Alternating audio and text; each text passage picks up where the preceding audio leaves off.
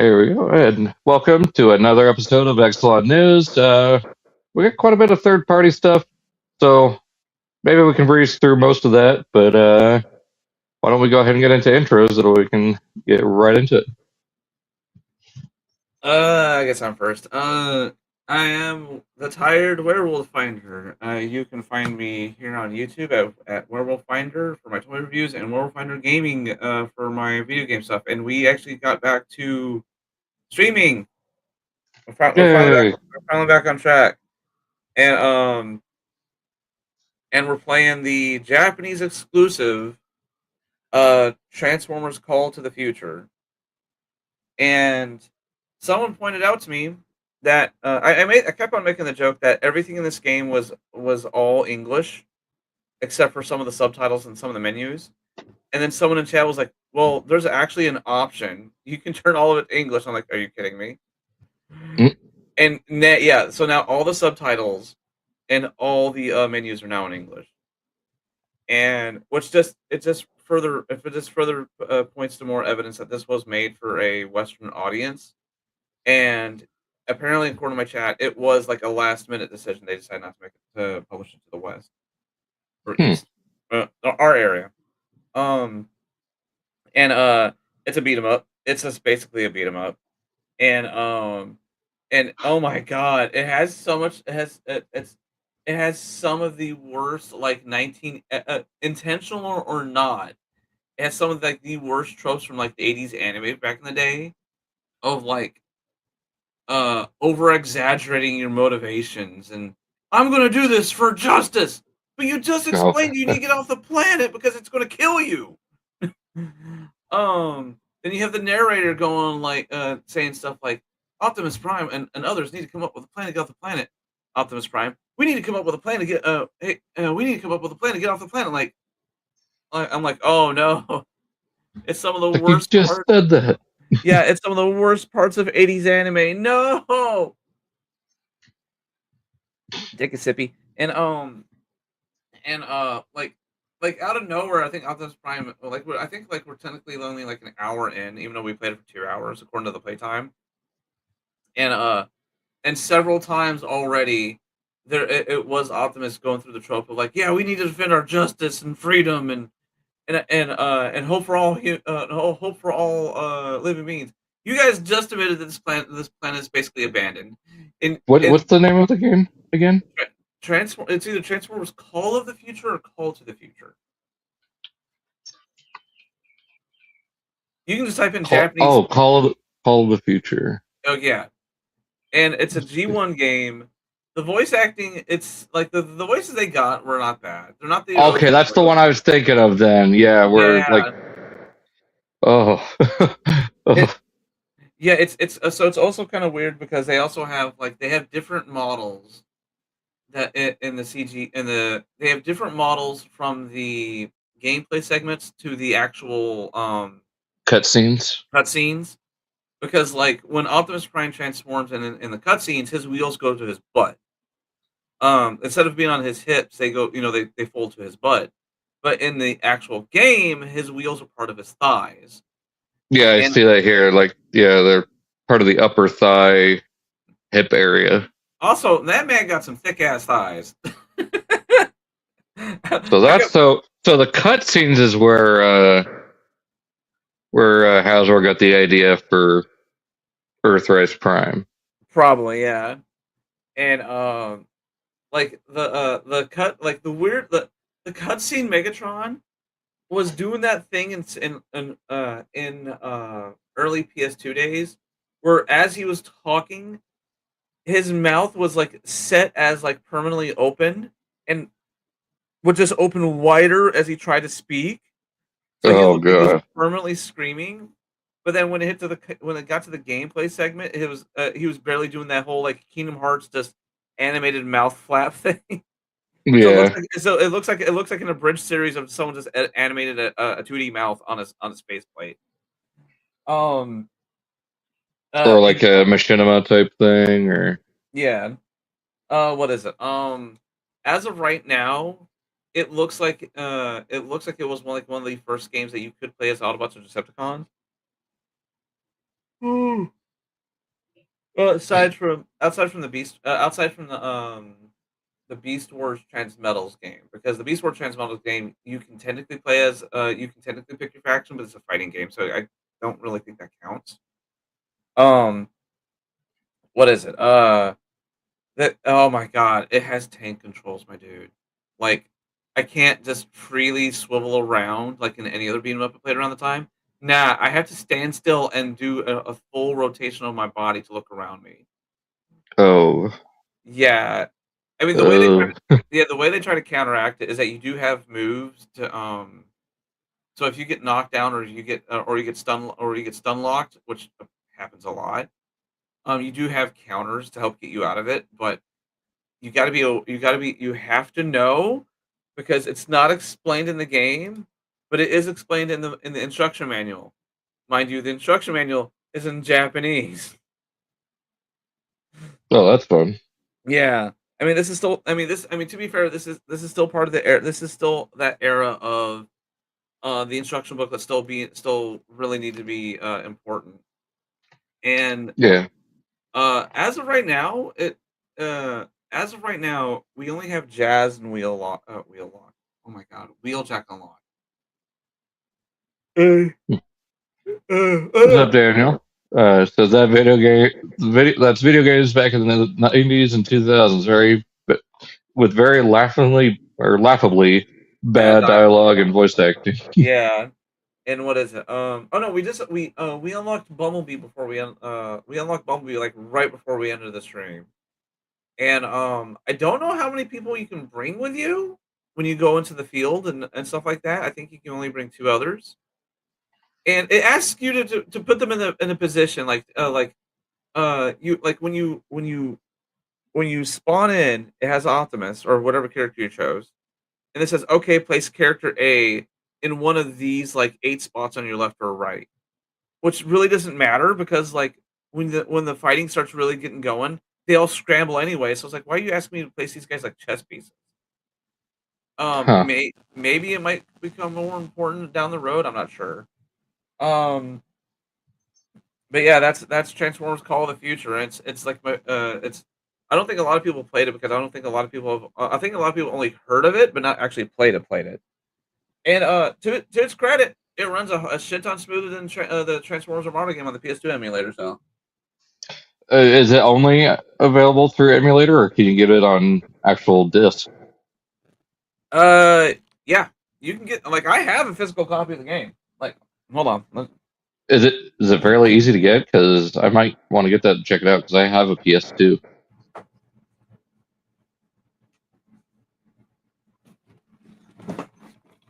Hey, Chad, hold on a second. Let me see. Give me a second. Give me a sec.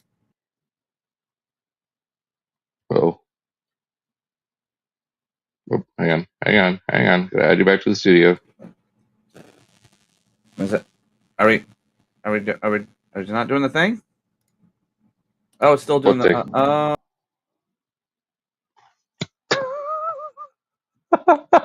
What the hell?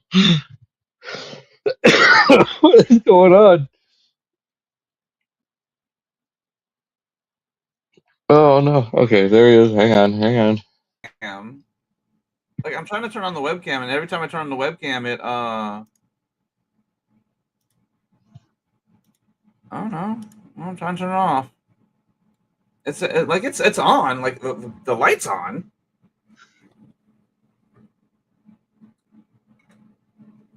I don't know. We're having technical difficulties, much like Distractable with Mark. Nah, just like my usual streams. My streams usually have some kind of, like, at least one technical difficulty, like out of nowhere. I can prep and prepare for everything, and something always goes nuts. It's a curse at this point. Okay, so but I have an actual physical copy of that game. I was given to it. It was given to me by a friend way back in like 2016. I had to. So you have to have a PS2 that can play Japanese games. Okay, so a non-region locked PS2, or a PS2 Slim that has the mod. or not a slim PS2, just a PS2 that has the mod where you can take the disc out without ejecting it.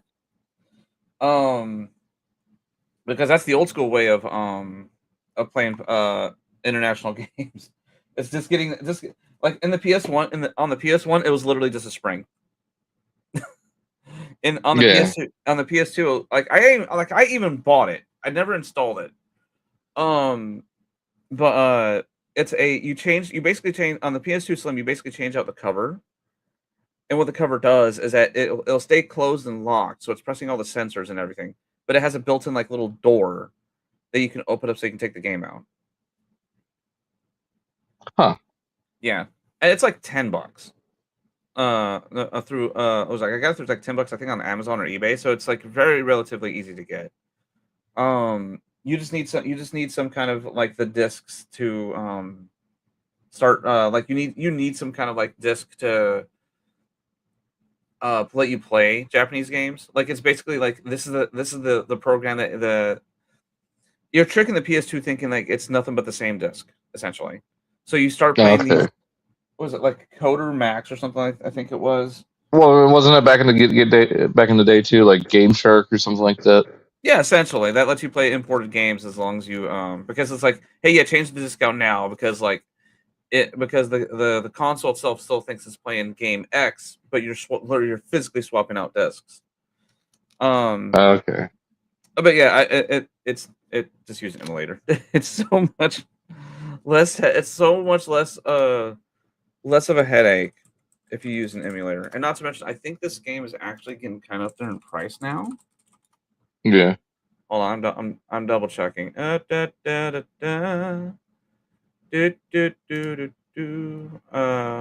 to low. Loading. Yeah, because a bunch of the Transformer games are now starting to get up there in price. Minus Beast Wars for N64 because that's always been expensive because that was a Blockbuster rental. Oof. Yep, Blockbuster exclusive. Okay, let's file this down by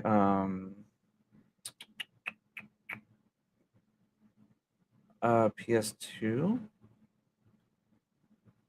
It's not PAL PS2. Does this be regular PS2? No, it's not there. Oh.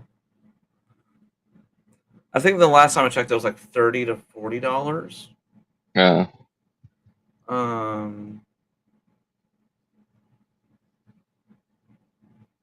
There's oh my god, the Transformers for the ZX Spectrum. Oh my goodness. In the meantime, did you get anything in the past 2 weeks? In the past few weeks. Well, since the last episode. Well, I'm asking myself too. Did I get anything in the past few weeks? Minus the flipping the Rodimus. Did I talk about the Rodimus last time? Yeah, you were talking about the giant backpack of accessories. Oh yeah. No, I don't think I did because we have this podcast on my payday, and we have usually when we have the podcast, it's the Saturday after my payday. Right. No, I don't think I got anything new in between then and now because my spending is super restricted. The only reason why I got the Rodimus and the Prime because that was a case if I don't get these now, I know I'm not going to get the. I know if I don't, you're not going to see them again for a while. Not for retail price. Yeah. Well, I mean, so in that instance, what was my Transformer toy of the week? What was the last thing I was fiddling with? I can't remember. I think it was the hot rod too. It was the hot rod, but I'm still trying to flip and put toys up too. The ADHD just takes over when it sees just how much I have to put up. Yeah. What was I fiddling with? Oh, I was fiddling with Big Convoy again. The Generations mold. Yeah, I still need to do a video on that. I've just kind of been putting it off. Oh god, that price went up. Yeah, so the last time I checked, the Japanese game was like around $30 to $40. It went up since then. It's like 60 to 70 if you want a physical copy. Oh, no thanks. Yeah, just fire up that emulator, baby. That sucker is free. I mean, if you'll get lucky to get the, I mean, if you're lucky to get Transformers Call of the Future on the aftermarket for a decent price, instead of being so bloated and overpriced. Well, one more Collecticon and MegaCon just passed, and so far nothing new was revealed. Yeah. So Them. yeah, we're gonna get into that with the news. So is that everything? Oh no, that's it. For like, Huh? all right. So find me everywhere at Deltinian95. I got a few things. Not did I have Devastation Bumblebee the last time? I don't remember if I had him. Okay, so I did get the Devastation Bumblebee. I think I got it. Yeah, that following Monday, and then between that time, I also got the non-F upgrades for Bludgeon, and he looks so much better. Thankfully, doesn't look exactly like Tarn. And then I got the Horn upgrade for Tripticon to fully turn him into Gigastorm. Was able to get a Quick Strike, have it sent to my buddy Sean, and then he got it signed by Colin Murdoch, the voice actor for Quick Strike. And he managed to get me a couple of the TFcon pins, one of Optimus Primal and one of Megatron, both in their beast modes. And just as of 2 days ago, I got G2 Grimlock because I got charged for something else G2 related that is not here yet, so it doesn't count. Nope. And I think that is it. I should have a good amount more next episode, but after that, I got to slow down because Botcon's coming up. I got to get plane tickets for that. I got to get pre-registered for that. As far as what was that? I was going to say, trust me, I feel the belt tightening right now. Yeah. So, and then of course taxes. I got to get that done before the middle of next month. But that aside, I think we're ready to get into the news. Sure. All right. So what I'm going to do this episode is I'm going to just share the entire screen. That way I don't have to stop sharing, go back because I'm going to have to go back and forth between Google and PowerPoint. I tried getting it all to fit. It's just with how everything's spread out, it didn't work. So do the best we can, sharing the entire screen. Starting with our next Botcon guest, John Moschitta Jr., Blur himself, or the FedEx guy, Micro Machines man. Micro Machines. Yep. So, yep. He was at TFcon this past week, and now he's going to be at Botcon. So, from what I heard, he's always had a very nice working relationship with Hasbro. Yeah, well, and then with just conventions in general, like he's been to several Botcons. Yeah. So, gonna be awesome meeting him. So now we got Springer, we got the narrator, we got RC, and now we have Blur. So, based on that, are we getting Hot Rod? Just speculating. Do you think they'll get Judd Nelson? Toss up at this point because I mean they could, but also he's still kind of expensive. Oh yeah, I mean yeah. I was talking to somebody and I told him like we don't have Jack Angel and Robert Stack anymore, but the next best kind of G1 sounding Ultra Magnus would probably be Jeff Bennett if they were to consider him for Botcon and have him do like a script reading as Ultra Magnus. Who's the other dude you said? Not just Robert Stack? Jack Angel. He passed away a couple years ago. Who did he He was Magnus in the season 3. Oh, in the actual excuse me, in the actual like TV show. Yeah, he was also Astro Train and a few others. let's see. Hold on. The thumbnail shows Omega Supreme, Astro Train, Cyclonus, Ramjet, and Ultra Magnus. For Jack Angel? Yeah. I forgot he was Omega Supreme. But yeah, Voice so actor to... in range. Well, yeah. Moving on to that.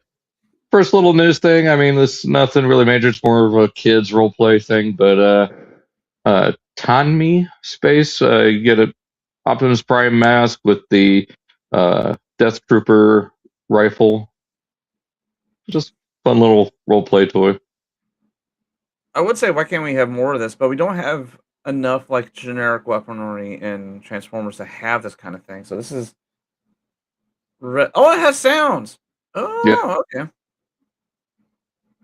It's like I would love some Nerf stuff for Transformers, like based on the toy blaster or like the characters blasters. We would need something a little bit more outside from just Optimus Prime's gun, because, like, to be fair, Megatron's fusion cannon that shoots the giant foam missiles. or even the big Nerf balls. Oh no, they have the like the Nerf oh my god, what's the term? You can definitely tell I'm still kind of like booting up. I've only been up since like 10. Like what's his name? What's his like what they called? Like mortar shells. They have Nerf mortar shells. Just use one of those for it, you know? Yeah.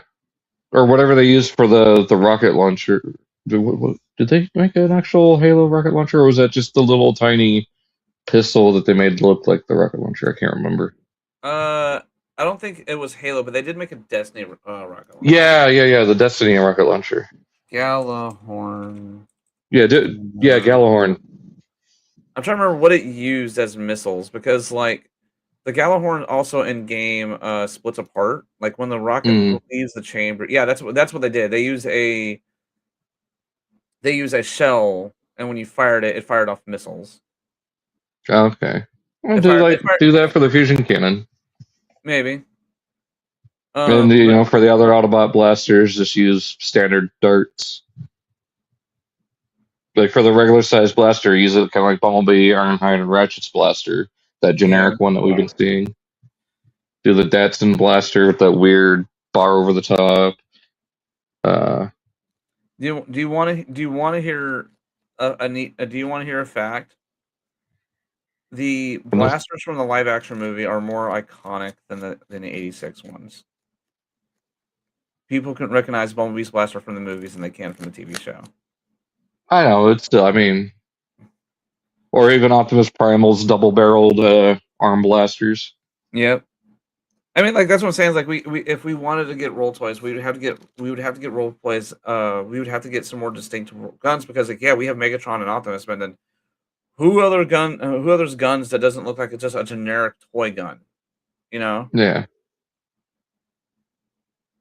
With some Rise of the Beast concept art by Eddie Del Rio once again. So we got some Scorponok. I want just a massive concept art book for all the live action Transformers movie stuff, because like you guys, like I don't know if you guys really understand the depths of concept art just for the first 2 movies alone. Like how much stuff they were wanting to do Beast Formers as early as movie 2. Like there's concept art of Optimus Primal. There's concept art of a snake.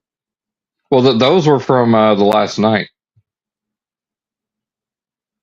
Those are around Age of Extinction and Last Night. Really? I thought they were earlier than that. Because if you look at I'm pretty sure it was The Last Night. It was like TF5 Boa or something like that. But yeah, just some concept art here of Scorponok and Double Punch. Tomorrow I'm going to stop at Target to get the 86th anniversary Hot Rod and Hound. Oh, I need to pick up Hound as well. I canceled mine since I've already got them. Like if I see them, I'll probably pick them up. But I got Prime still on pre-order. I'm probably gonna change my payment on that. Yeah. So I I can don't go towards both him and the MPG, since those are both at the end of see this month. this is why I think like I know a lot of people are kind of like about the whole them splitting up the 5-pack, but like for someone like me who kind of passed on the 5-pack because I was more than fine with the Trailbreaker re-release, you know, Hmm. um, it gives me a chance to get that Hound, and I think to be honest, I think that's why a lot of people bought that 5-pack was just for the Hound. Yeah, or the Jazz with no clear Clear, windows, yeah, which I'm and sure they're going to reissue as a store exclusive. oh yeah, but for someone like me who passed on that Hound that passed on that 5-pack and also does not own that Sunstreaker mold as Sunstreaker, I can justify the repacks because it gives me a chance to get that mold, but it also puts it on my 86 shelf instead of my generation shelf. So Yeah. go ahead, Wait. Cannon. Huh? Do you have that mold as a spin out and clamp down, Yes. and of course wheeljack, Yes. because it's a heavy partial. Yeah. I don't have them Speaking as of Sunstreaker. heavy partials, Yeah. Oh, this whole when we talk about this whole toy line is like heavy partials. oh yeah. All they do is they change the butt, the sides, and that's it. Well, I mean the whole shell basically. I mean, but it's all But it's all like same play light. pattern. Yeah. I still need to pick up like at least just like one set of these just so I can say I've tried them out, you know? Yeah, I want to get more of the Beast Wars ones. I got the Cheetor and Tigatron. I want more Beast Wars characters. I want the Nemesis Prime and Clench pack as well. When do you not want more Beast Wars characters? I think because Beast Wars is the best. The correct answer I mean, is look never. here. What? I said when do you not want Beast Wars characters? And I said and the correct answer is never because you always want Beast Wars characters. Exactly. It needs more representation. Unicron trilogy needs more representation. But yeah, so you got Yeah, Black Arachnia and Tarantulas. Black Arachnia, oddly enough, in her more toy colors because of the purple, and then purple. Pterosaur and Laserbeak, since they were both just repaints of each other. I mean, both sets of characters were just repaints originally. So, but what were you saying? I forgot. Oh, sorry. I don't know if these are still available or not, but there were limited pre-orders of the AMK minis, G1 or G1 style Shatterglass Hot Rod and Silver Streak. So, actually seeing full turnarounds here, they actually look really good. I don't think Yolopark has disappointed yet, but they always put out some good stuff. Oh no, it's basically they know what they're doing. They really know what they're doing. Yeah. And then something I know you're looking forward to, other than the price, the AMK Pro Bumblebee Optimus Prime. Yeah, just that price though. I mean, it's not bad. Aren't they like $60? And they're pretty large and fully detailed, lighting up. Yeah. I mean, it's not a bad price. It's just at the moment. Yeah, it's basically is it $1? No, I can't afford it. like what was it like last night? Ooh. Like last night, I bought myself some giant. Like I've been in a very big like painting mood, and so I've been painting my models, and I want to color like but I want to also like I want to do some basic coloring. So I've been trying to get myself like a coloring book or something like that, just so I can just do stuff right. Mm-hmm. Like the autism is like the autism ADHD is really hitting hard in that aspect. So, but I found these giant coloring pages for Pokemon, and they were $1.91, and I'm like, you know what? They're $1. We're getting them. Look at that axe. And my axe. Ooh, I should really go back and watch the Lord of the Rings trilogy again. Oh, Gimli. Yeah, Anytime someone, every time, like it's like an audio trigger in my head. Like anybody says like something like blank blank my axe, my brain auto plays that clip and my axe. It's like. Would you like me to describe it to you, or shall I get you a box? Jack Angel was also the voice of Smokescreen and one of the Stunticons breakdown for one episode until someone else took over, and Sentinel Prime, which was the script of the episode called Blue U-Haul Robot. Especially considering Beast Wars is having its 30th anniversary this year and Hasbro is not even acknowledging. Well, it's because, yeah, that's exactly the reason why, Daniel. Yeah, we discussed it last episode. Like, yeah. It's as much as people want to celebrate the 30th anniversary of Beast Wars, they know that the 86 movie is going to take it's going to take it's going to take such a priority that I bet you they won't even recognize the 30th anniversary of Beast Wars during live streams unless someone points it out. Well, I think when they announce the multi packs, like there'll probably be a stream announcing the Beast Wars multi packs that they're coming out with, because those are, I believe, Target or Amazon exclusives. I think so. Well, I don't know. I don't think I have it in here, but JT Prime did post something in the one of the news boards that we will be seeing Jetfire, the Predacon set, Scourge, Rise of the Beast Scourge, Age of Extinction Bumblebee, and Age of Extinction Evasion Prime very, very soon. Pre-orders. So we may have not seen anything at MegaCon, but likely either WonderCon or sometime early April. So we'll definitely cover it when it comes to it. So yeah, there's your two different modes. Swap out pieces. So you can have the Cybertronian mode and Earth mode. So however you wish to display it. Yep. And you get a puzzle strategy box or a keychain. Yeah. There's Prime. These, again, we circle back to Beast Wars. And Toy Guy actually has a sample of the Primal and did a short. He'll probably do a full video very, very soon. I cannot wait to get this Primal. It looks amazing, just from the couple of videos I've seen. It comes with a I don't know. No, it doesn't show it here, but he does have the alternate face where he does have the mouth, a couple different pairs of hands, the swords. That's one thing that's one thing I will always give Hasbro credit for doing right now, is giving like early samples or the actual like chance to announce something through another creator. Well, I mean, this wasn't Hasbro that did it. It was Yolopark that sent it out. But yeah. I mean, to be fair, like the Toy Guy like showed off. He was the first person to show off the Yolopark Bumblebee, not the Yolopark Bumblebee, the Robosen, the one that transforms. Yeah, but I don't think that was Hasbro that sent it to him either. I think that was Robosen themselves that did it. I mean, Hasbro still has to give them the okay. Like Hasbro, like Robosen, yeah, because it's a dual, like it's a team up thing. Like Robosen can send it out, but they still have to give the okay from Hasbro because it's a dual partnership thing. Mm. Because like because it's still their property. I haven't seen any videos of Dinobot yet, but oh my god, he looks so good. Much better than that early prototype we saw a few weeks ago.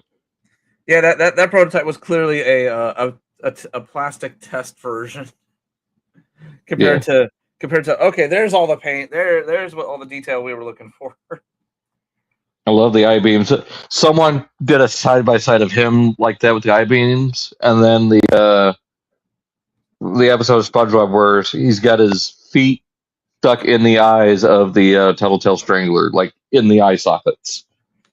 And just him screaming. And it just, the comparison is uncanny, they quoted. Yeah. I really hope they dive deeper into Beast Wars stuff.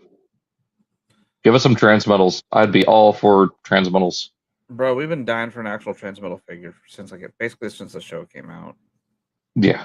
Like even fans back in the day were like, we don't care if it doesn't transform. We want a figure of them.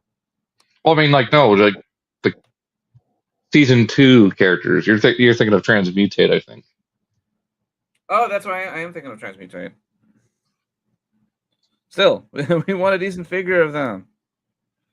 We got some teasers from Blokees. There's a global event where they're going to reveal the waves, but for Defender Wave 7, we're getting Lyo Convoy and Galvatron, the first company outside of just regular Takara and Hasbro themselves to acknowledge Beast Wars 2 Galvatron. Hasbro forgets about him, Takara forgets about him, but no, Blokees, we got you. We'll get you a little tiny one. I mean, to be fair, I think they acknowledge that he's exists, but the Dick Tank mode kind of puts him off. I'm sure they're waiting for a good time to put him out. I don't think it has anything to do with the drill tank looking a little phallic. There is no little in that sentence, my good sir. I have him. What? I have only seen that thing like. I think people saying he looks like that is a little overblown. What was this? You said it was Beast Wars what? Beast Wars 2nd. Beast Wars. I don't really see it as much. Galvatron, right? Yeah. Like it doesn't look as bad as people make it sound. I'm looking up. I'm double checking pictures right now. Hold on. Let me see.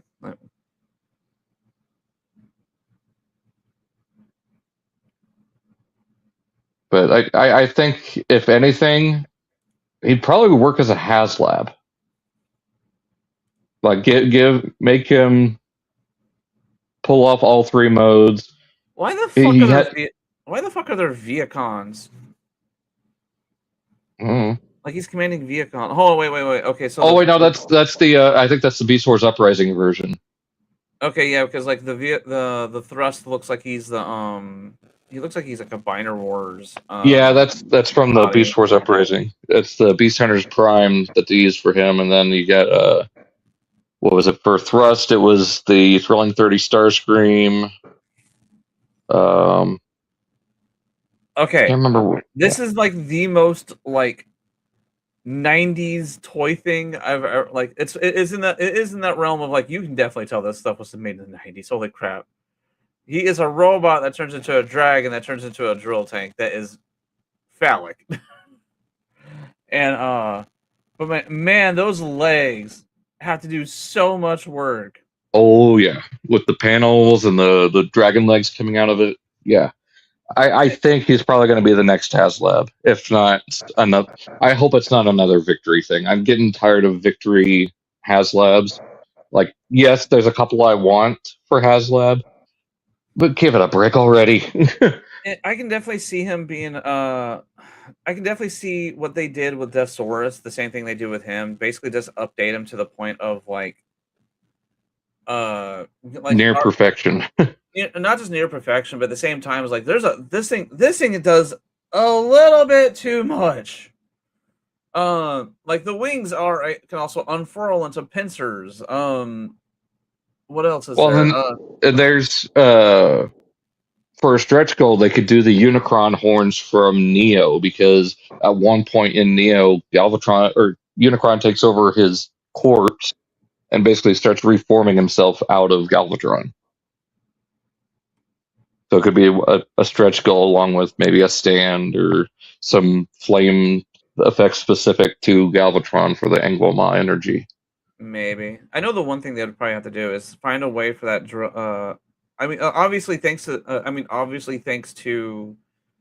the way we're modernizing it and everything from this era, we rip out all the gimmicks. Mm-hmm. To get the drill tank to spin. For it to not to spin. Thanks to it not to spinning, they can make the drill tank the shell part of it actually like come apart a little bit better. Yeah, and look actually more like a drill instead of smooth. Yeah. Why do you think when people look at that, they look at you going, Well, for what Dude. I don't know. What, yeah, I get what you're talking about with it. Like it No. looks kind of like a bell end. So okay, so I'm mostly talking about like the dragon mode here. So I'm trying to meet you halfway. All right, let me because like those shoulder pads, my dude, are that commands a lot of shelf space if you want to display him in dragon mode. Because like all the drill for those who can't see it, all the so imagine this drill just splits in half and becomes shoulder pads. Yeah, if they they put don't it like two hinge, a double hinge in there, that would be perfect. for it just to collapse on itself to make to make it more manageable. Because I bet you, without even looking at pictures of the show, I bet you even in the show those shoulder pads are not that bad. Let's see.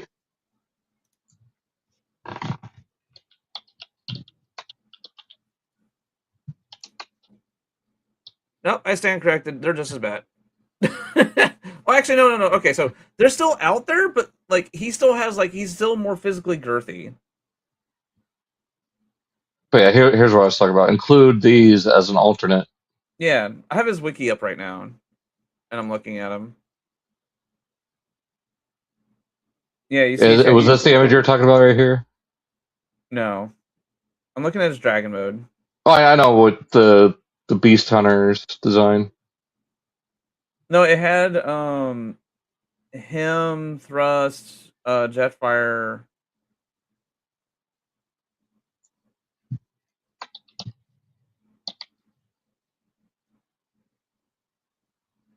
Yeah, Jetstorm. Yeah, I know what you're talking about now.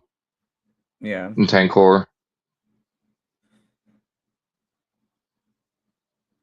But yeah, even in the cartoon, his shoulder pads were big, but the rest of him was still meaty and girthy, so it kind of like leveled out a little bit. So yeah, the dragon mode for the toy is just kind of small and skinny. Because it does the Death Swords thing, where it's like half the parts have to fold away into like other parts that have to share a room with other parts. So it's like, yeah, there's the mode that suffers. Yeah. Is that a fucking beach ball? What the fuck is that?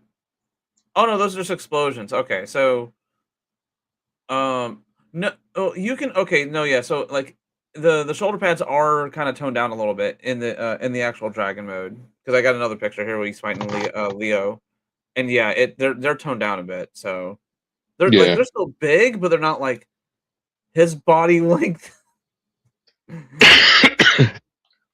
Yeah, I would love HasLab to do that, or just any version of him to come out officially in the current scale. But I'm still be happy to get this. So we'll see the eventual full release soon. And then also for Galaxy version, we're getting Rodimus Prime. Please tell me this Galvatron does not suffer from GPS, because that Yes, the original does. I am so sorry. What I do is very carefully the drill pieces are on friction hinges. So just very carefully pop them off the shoulder, rotate that joint around, pop them back on to where the rounded parts are draped over the dragon instead of curving upwards. You know what I mean? Yeah, like the inside of the shell going up. I prefer it facing down. Jesus, this would definitely be a toy I would probably put in robot mode and never transform ever again. He's in robot mode for the foreseeable future on my shelf. I mean, another reason to make him either a HasLab for roughly about 150, I think would be fair. Like Star Saber, 150, 180. I think they could get away with that. Because I don't see kids rushing to, or even mainstream collectors rushing to the shelves to get those. It's going to be a more niche character for people to get. This just makes a roundabout conversation that we need Hasbro to officially just bare minimum, just partner up with Shout Factory again and just release Beast Wars Neo on some kind of official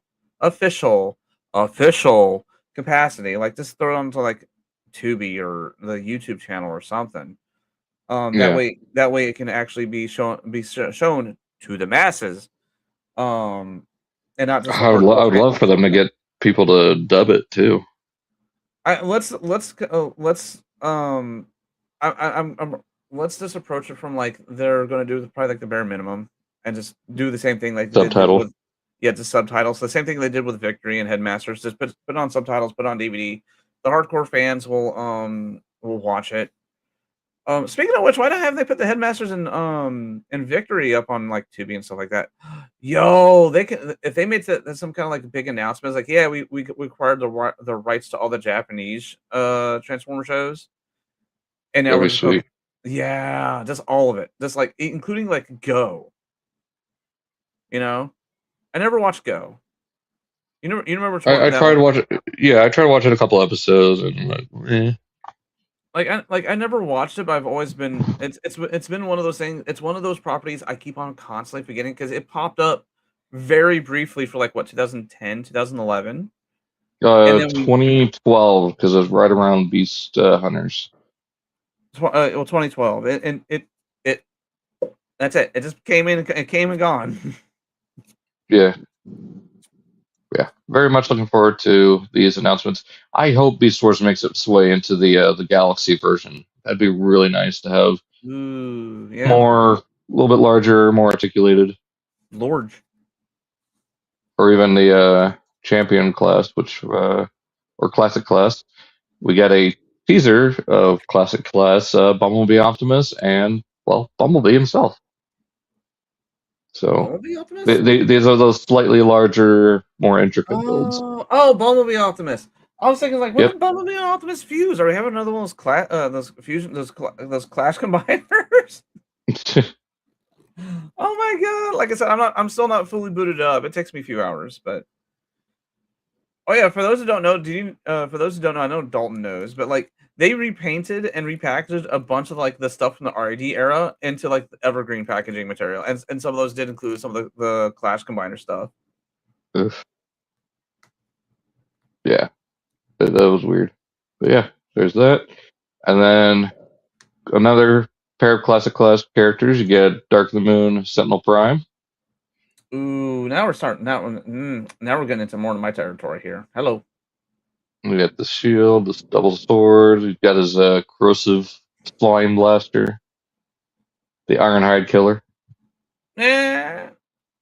Bumblebee Blitzwing. This is Blitzwing. No matter how many people try to say, "Oh, it's Starscream." No, No, it's Starscream had a Blitzwing. different model that was in the movie. Yeah.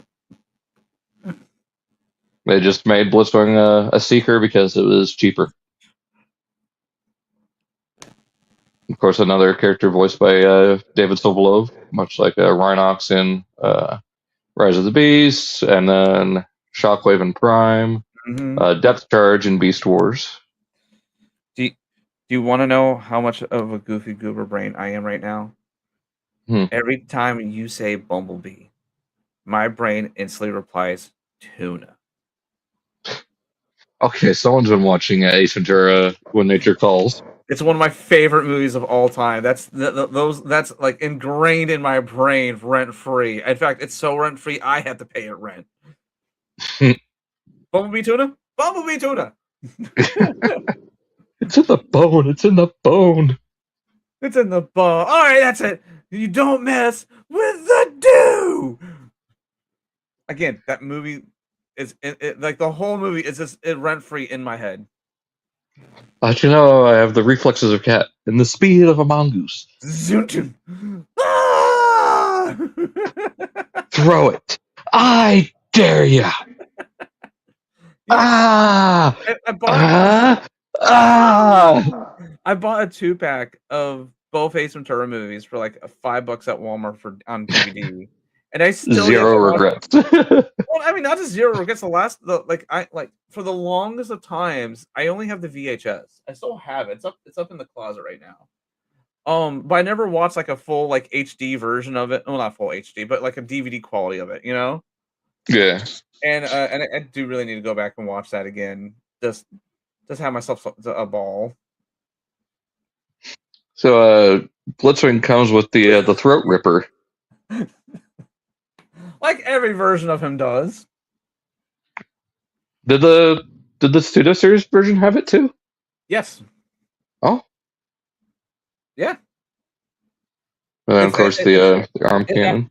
It actually is the one accessory that makes or breaks the value of that toy because people lose it fast because it's an interchangeable hand.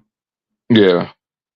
And that figure is like $80 if it has everything. The second you say it doesn't have the throat ripper hand, it's like $40. It loses like half the value just because of that one piece. So if you don't care about the one piece, you can pick it up pretty cheap. But the one piece, you get that, you become king of the pirates. Oh, there's someone out there who's theorizing that the one piece is actually it's not it's what it is that a lot of people are theorizing now that the one piece is the unification of the whole world. Because the way the One Piece planet is that you have the Grand Line, the most severe treacherous trail that runs across the equator, essentially, right? And then you have the Red Line. It is one piece of landmass that continuously runs across the vertical planet, yeah. So you basically have the planet segmented off into 4 sections. And the bad part is we're getting hints now that it was purposely made that way by the higher ups who run the government. I'm so far behind. I'm still on the very first season of the original anime on Netflix. Oh no, dude! Like this is like we're just learning this like in the past couple of years. So you're way down the line, and so people are believing that the One Piece is when they break the landmass and let a lot of the seas like a lot of the seas like the East Blue and because like the biggest hint to this is that a lot of the goals of the Straw Hat Pirates all involve the world. Like Sanji he wants to visit the all blue where all the fishes from all the oceans are mingling together. Chopper wants to be the cure-all to help diseases across the planet, but the bad part is thanks to the way everything's segmented, it's kind of hard to do that unless you unify the whole planet, so on and so forth. But Nami wants to be able to navigate the whole world. Yep. And being and I think it was explained like very, very briefly.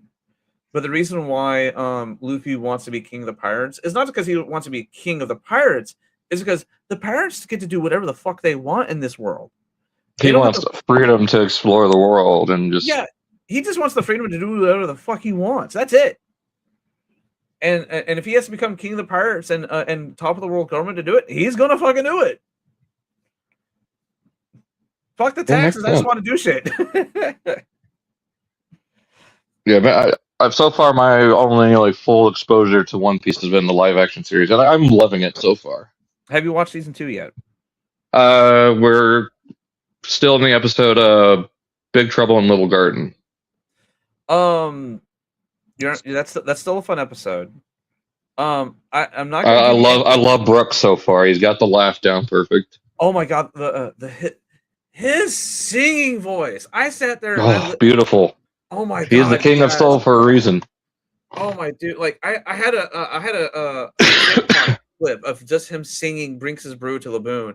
I had it on repeat for like a good solid like 30 minutes, just sitting here with my eyes shut, just going, oh my god, they got that singing voice is so damn good. They did an amazing, like Oda's been doing an amazing job casting people. For the show. But I will give you a heads up. Episode 7 is a tearjerker. Oh. Yeah, I'm just going to give you that heads up right now. If I had to guess with how they're structuring the arcs, I'm guessing it has to do with Chopper. Yes, and anybody who's ever watched One Piece, like up to that point, everybody knows Chopper's backstory is very heartbreaking. Tragic. I can't say it's tragic. It's more heartbreaking. But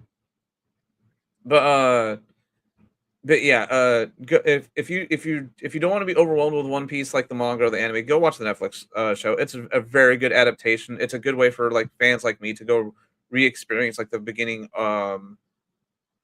stuff all over again, because like there was a lot of a more mature but still fun tone. Yeah, And not to mention, there was a bunch of oh my god, there was a bunch of retcons they made way down the road, like hundreds of chapters later, and they included those retcons in the Netflix show. Like, yeah. You remember the green haired dude, right? When they were in Rogue Town? Yeah. Bartolomeo. Bartolomeo. Yes. You won't see him for a long time. Like a long time. Or at least in the original like manga and anime part, right? But they but they said that he was there when Luffy got struck by lightning, and that's where he eventually becomes a Luffy fanboy. And that's where it got started. Yeah, and that's where it got started was in Rogue Town. Okay. And then, of course, like let's say more mature, like having Buggy just dropping shit bombs and. Yep. Buggy's one of my favorite characters from the first season. So. He was he was already okay in the One Piece in the manga, but like bringing him to live action was just like, this is great. How is he a better Joker than we've gotten in the past? Like, since Heath Ledger, he's a better Joker than any of the others, except for maybe Cameron Monaghan. But Cameron Monaghan was a prototype Joker. Let's see what else is there. Mihawk. Oh my god. Mihawk. Oh, he's cool. Dude, he is like as soon as he popped up on screen, like everybody was in unison. Like this is like one of the most perfect one-to-one transitions from manga or anime to live action. Like, period. Like, hands down, the voices. Oh, his voice. Oh, catch me! I have the vapors. But yeah, like he perfectly encapsulates the character. Does a really good job with his voice. The costume design is amazing. It's just, yeah. Anyway, let's go on. We're starting to nerd out about a completely different topic. So Blokees broke down some of their stuff for the Wave 2 wheel stuff. So you can see some of the variants here between give me that Roadbuster and Springer. Fuck the Roadbuster. Give me the Springer.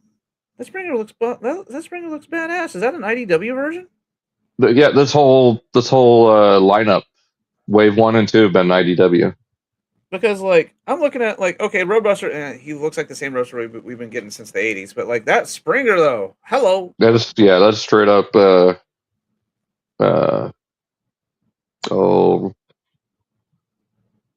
I forget what was the first major comic of the Wreckers. Crap, what's it called?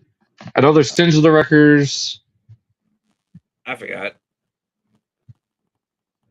I completely Why am I drawing a blank so bad? And anyways, something I found out from TFcon LA about Cosmos, he's a fidget spinner. You're shitting me. Nope. Someone was demonstrating it, and he spins around the cockpit. Okay, I love it. I fucking love it. And of course, you got that alternate build with pipes to make them squash. Squish. Oh, hey, you can even see the foot in the picture. Mm-hmm. So they're eventually going to come out with an Overlord. Yeah, squish. But I still can't get over how good Scoop and Iron Fist look. In a weird way, you reminded me I need to pick up that Thrilling 30 Scoop. Is he hard to get now? No, I just don't have one. I love the fact that the one of the alternates for Roadbuster is the Cloud color scheme. That kind of the Cloud. That also kind of looks like I'm also getting Energon Ironhide vibes from that one too. Well, that's because Energon Ironhide in Japan was named Roadbuster. Full circle. Oh, that Shattered Glass Sidestep looks really good. Hopefully they do an Armada Wheeljack out of that. Like color, like just as a simple recolor. Yeah. Looks like Cosmos comes with the Wrecker's hammer, along with the flag. I mean, to be fair, he is kind of like he is kind of smaller than the rest, so giving him an additional accessory makes sense to kind of help flesh out the price point, you know. Well, they all come like both waves came with something special. Like I think all the chase variants came with a pilot. I'm not sure if they include a pilot. Yeah, okay. Doesn't this wave? Anyways, moving on, we got Flame Toys with their animated Optimus. The breakdown, breakdown. Yeah. The one thing I think he's missed are two things: blast effect coming out of the back of the axe, and the wrist-mounted like grappling hooks or fire extinguisher. Yeah, I think that would have excelled this a little bit more. Then you get the jet wing variant with the Magnus hammer. You can pick up a Thrilling 30 scoop complete for $20. Okay, well there you go. Yeah, it not bad at all. I would love to see Flame Toys do a Toxitron repaint of this. That'd be so cool. Yeah. We'll get more into it, but I've got box art here from Monstructor. So I think that's it for this bit of the slideshow. We'll move on to. I don't know if people reported on it, but Hasbro just made a TikTok just showing off the dude. Oh yeah, I'll get it when we get to the actual article. I just got sidetracked and then. But speaking of Toxitron, 3-0 with their MDLX version. This thing was really good. Last Stand of the Records was the first part of the storyline from IDW. That's right. Last Stand of the Records. I don't know why I was drawing such a blank with that. Thank you, Daniel. We're still booting up. I'm just gonna talk about we're still booting up. Let's put it like that.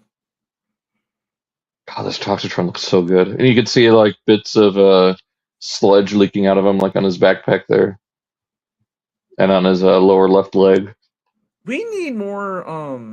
We definitely need more characters that are based off of stuff like corrosive and chemicals and stuff like that. We don't have enough. Like we have like one here and there, but like they're also very. I think we only have two. Oil Slick. Oh well, 3: Oil Slick, Acid Storm, and Toxitron. And a soft mention will go to the Mad Scientist characters.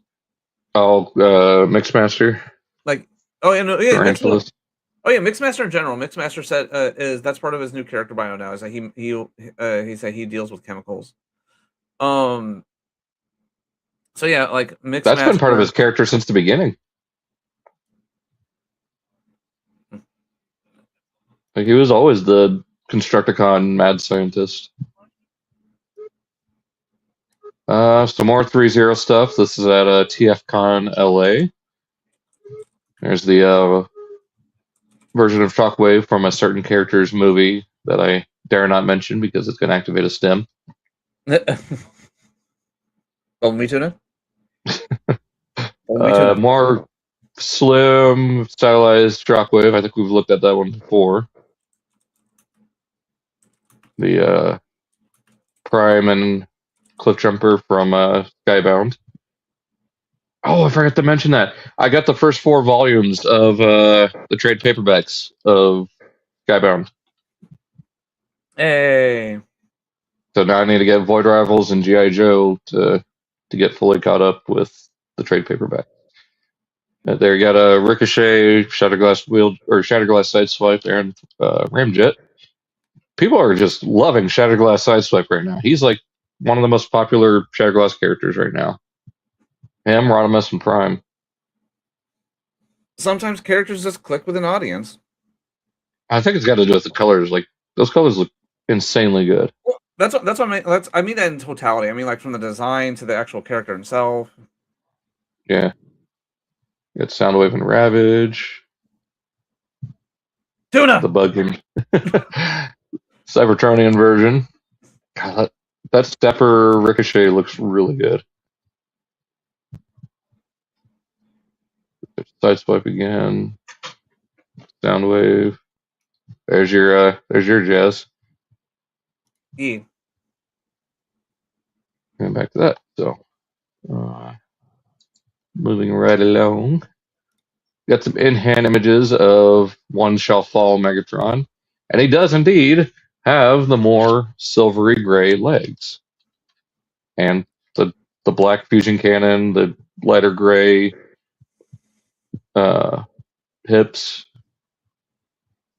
So yeah, much more accurate overall compared to the standard release. I just noticed the fusion cannon's flipped on the other one. That's just, we can chalk that up to just the person just being a goober, because that fusion cannon can be a little loose at times. So yeah, all that molding on the chest. Oh, thank you. Awesome. Roommate gave me food. Hold on. Yeah, I'm here. Okay. The roommate popped in and gave me food. Ah, just all that battle damage on his chest, like actually molded in, cracked, and I dig it. Again, it's another situation of, am I gonna get it? If I see him in person, yeah, but I'm not gonna be like foaming at the mouth, clawing at the door, going ravenous. I must get this, you know.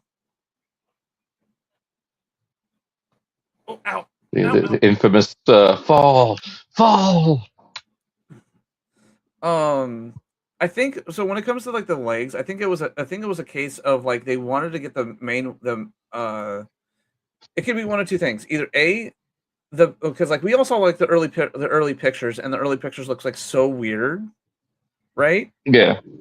And I think what it was a case of, they were still fine tuning the paint, and it wasn't until after the toy came out, when they were designing this, they went, okay, now we finally got the mixture down, because that is such a weird non like pure gray. That is like a bluish gray, and sometimes the ratios can get me so off.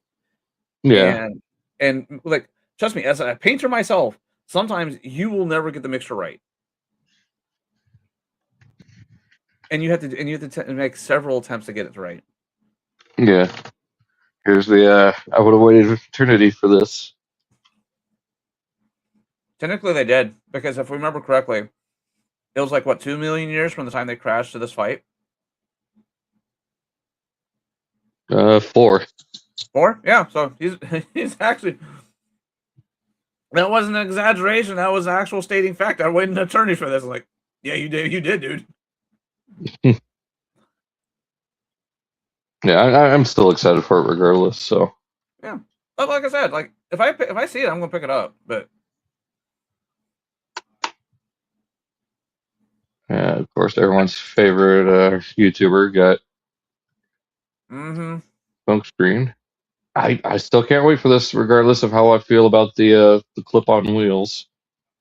I think overall, yeah, it mogs on the original.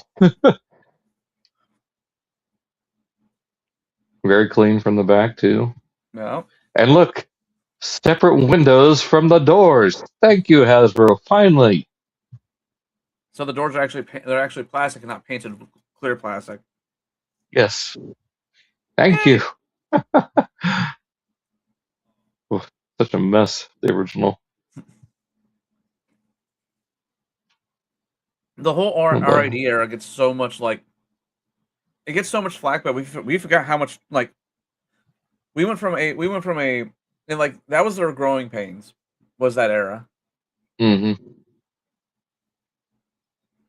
Because they went from like, hey, yeah, you guys are going to basically get like this kind of a budget. Yeah. Oh no. Oh snap. Sorry. This economic crisis and gas prices are now super high, so we need a cut back on everything. No. Yeah. I love that he's using the sling ring portal as the ground bridge. Yeah. There we go. That I think the real turning point for the Prime figures was Skyquake and Dreadwing. Yes. There's a reason why, even though we have the equally adequate legacy figures, there's a reason why the OGs still go for a good chunk of money.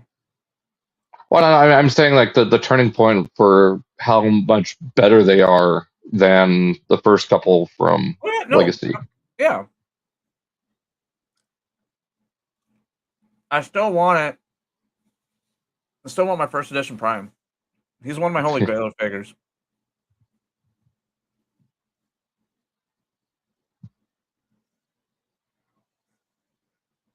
Yeah, going over how it was based on a McLaren. Yep. Such a good looking car mode. I love it. Yeah, they got it down so good. Mm-hmm. I hope they do a Beast Hunters deco. That'd be perfect. Right, and then one.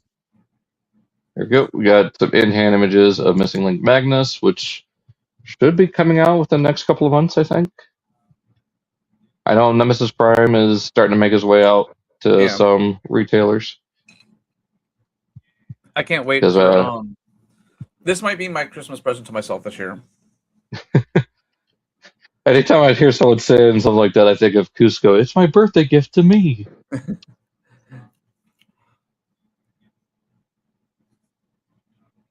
Oh, hold on. Huh. Oh, I thought you were talking about the card. All the stickers.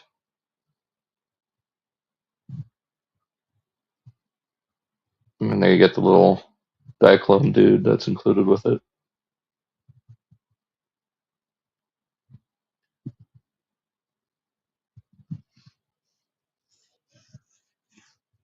All the missiles, accessories. You get the silver matrix.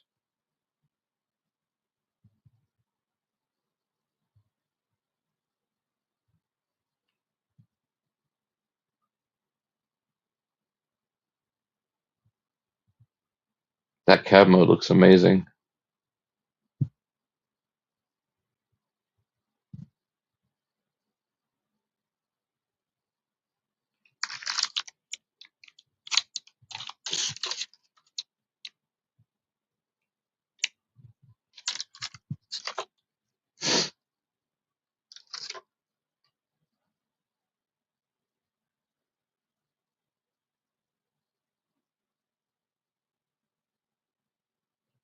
To answer your question, Daniel, Megatron is releasing in July because he's technically he's technically wave 2 of the 40th anniversary subline from Target.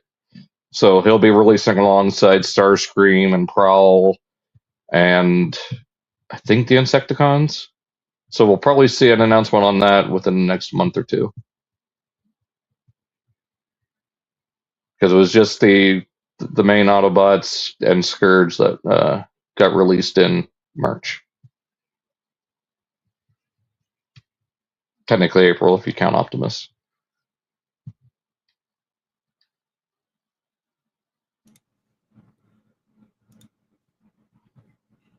Okay, sorry about that. I had to answer our phone really quick. Yeah, I was answering Daniel's question about Megatron since he's technically wave 2 of the Target line. They just put him up there because they wanted the one shall stand, one shall fall duality have both of the leaders. Oh, but this Magnus looks really good. I know they're doing Delta Magnus, but I would love them to do a show accurate design or release of this with the red grill, the more like the darker blue. Yeah. Because I think that would look incredibly good as well. Showing all the sticker placement and everything. Yeah, I mean, yeah, it looks like the G1 toy just. Oh, except for that. Okay, so when we get to the actual like main body, when we actually see the molded in detail, that's the big difference. Yeah, I love the molded in detail that they've added with these missing link there. And you got the ports in the back of the legs to the trailer to attach. Got the silver matrix, which I'm glad it's silver because it also harkens to Ultra Mammoth, because Ultra Mammoth had the silver and blue matrix. So I'm showing the new parts that they've added there for trailer attachment. Oh, okay. Little flip down portions of the knees. Also, the foot can actually go full all the way back now for the combination. Yep. You get little wheels in the chest plate. And the wheels. You can actually hold the rocket launchers as handheld blasters. And they're on a little swivel hinge. And still has and the missiles. Yeah. Yep, and they do launch just like the Prime trailer does. The helmet uses the same articulation, so it'll still get the full rotation. Go gadget extension arm. Like this is going to be like such a the missing links are always such a weird conundrum, or like they look like G1 but they have modern day articulation, so they kind of have like this they have this weird. It like breaks your brain a little bit. Yeah, it does. Like you see like that in your brain, like you see like that the shoulder joint, right? And your brain just goes, "Who broke you?" Mm-hmm. Be like that scene on Family Guy. Brian, who did this to you? Did you do this? You son of a bitch! Just smacks into the window himself. Wham! You get the full knee articulation. You get some hip movement. I don't think you get full movement in the combined hips, but I don't know. We might be surprised. Now some of the paint kind of chipping. It's not good. So yeah, just be careful. Be mindful. And just treat this like a G1 toy. Period. We don't care how new it is and all the improvements. And like still, like that shoulder joint. Goodness gracious, is this a pin? Holy shit! Yeah. Like, still looks really good. Like I can't wait for. Oh, and there's the scene from the Legends comic. What I told you to do about what's in my room when I'm changing. Oh, this looks so good. And there's the one of the alternate transformations you can do, like a little battle station. Yeah, that's definitely a we made something out of out of this. I mean, it's what you could already do with the original toy, anyways. I mean, like that. I mean, that's what I mean. Like when it comes to a lot of OG channel, like a lot of OG toys like that, it just feels like yep, it's a thing. Hey, any playability you can get out of it, they'll advertise. Yeah, there's like some sort of repair bay or launch silver bolts off of it. There it is with the Shattered or the Studio Series. I didn't realize how much bigger the original toy was. People forgot that. People forgot that OG Ultra Magnus is kind of a big toy. He's huge.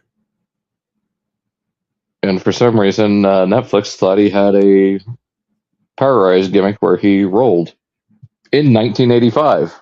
Yeah, when the toy didn't even exist yet. I still remember when that premiered. It was like, okay, cool. Yes, Transformers was a thing back in '85, but that toy wouldn't exist for like another year and a half. So, and he definitely didn't have any motorized walking feature. Oh no! If you look closely, you can see that the motor that they put on him was. Oh yeah, it's just like it's tacked on. Yeah. Yeah. So maybe that was something Dustin did. Yeah, what? Go to the future to get a toy that's not existent yet? Well, no. We're just like adding something to make it walk. Fair.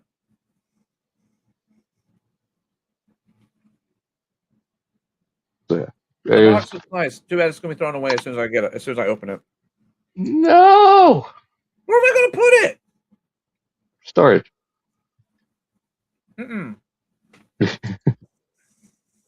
I cannot wait to get this Ironhide. This is the Overgear, and it is scaled with Generations, so it's about liter class size. And all the weapons are 5mm compatible. Nice. Just like with the MPG Prime that's coming out. Imagine using some of these weapons with that MPG Prime. Oh, the new one that's coming out? Yeah. That'd be sick. Have to carry around a G1 esque Prime with a giant TF2 Sasha Gatling gun. When is the when's the 40th anniversary Battle Damage Megatron supposed to come out? Oh yeah, I just was telling him that it comes out in July. Oh, okay. That's the street date is July. Big finger quotes. Yeah. Here you go. You got your dramatic capture, prime and Jetfire. So some better in-hand images. And here I was thinking like, I can pass on a lot of these dramatic captures. And then this comes out. And then then this gets announced, and I'm like, fuck. Fuck, I'm gonna have to get this now because it looks so good. I'm tempted. Like I'm not for sure if I'm going to get it, but I'm more inclined to get this than the 15th anniversary one. Yeah, same. Like okay, so like I'm fixing to throw some warning shots out there. All right. I'm gonna shoot across the bow. Patterson fire warning shot. You was it? You still hit us again. That was the warning shot. All right. So okay, cool. So when it comes to like dramatic capture and it's the anime colors, right? I hate to spit it like this, but that's easy. That's just a tonal difference. Mm-hmm. This is detail difference. This is a different monster. This is more paint, more details being picked out. This is the kind of dramatic capture that I've been waiting for. Like, yeah, I mean, just look at that gradient from the gold to the red on the cab, and then the pinstriping. I was just going to say, in the pinstriping. This is the kind of chef kiss. Oh, they painted the underside of the feet for it to blend in more. Yep. Oh no, they painted the top of the feet and the bottom of the feet because you see the bottom of the feet on the are black, and then it's silver on top. Yeah. Yeah.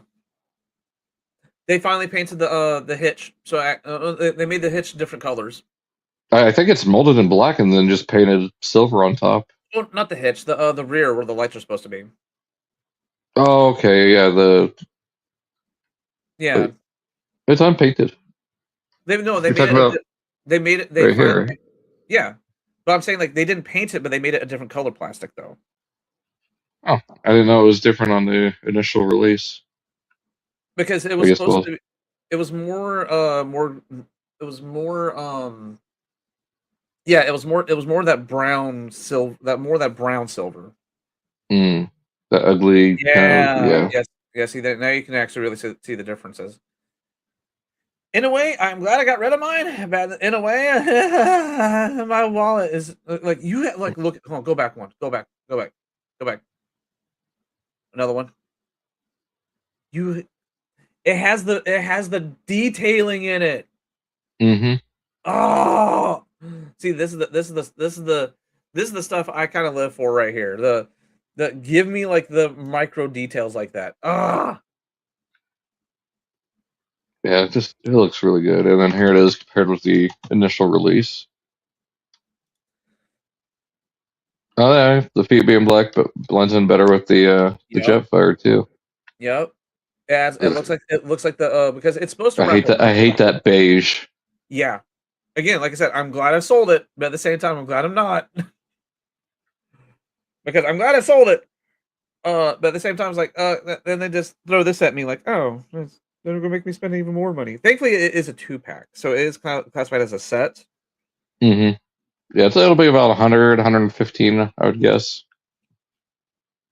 I think BBTS had it for 130. Oh, I'm waiting for Hasbro themselves to put it up.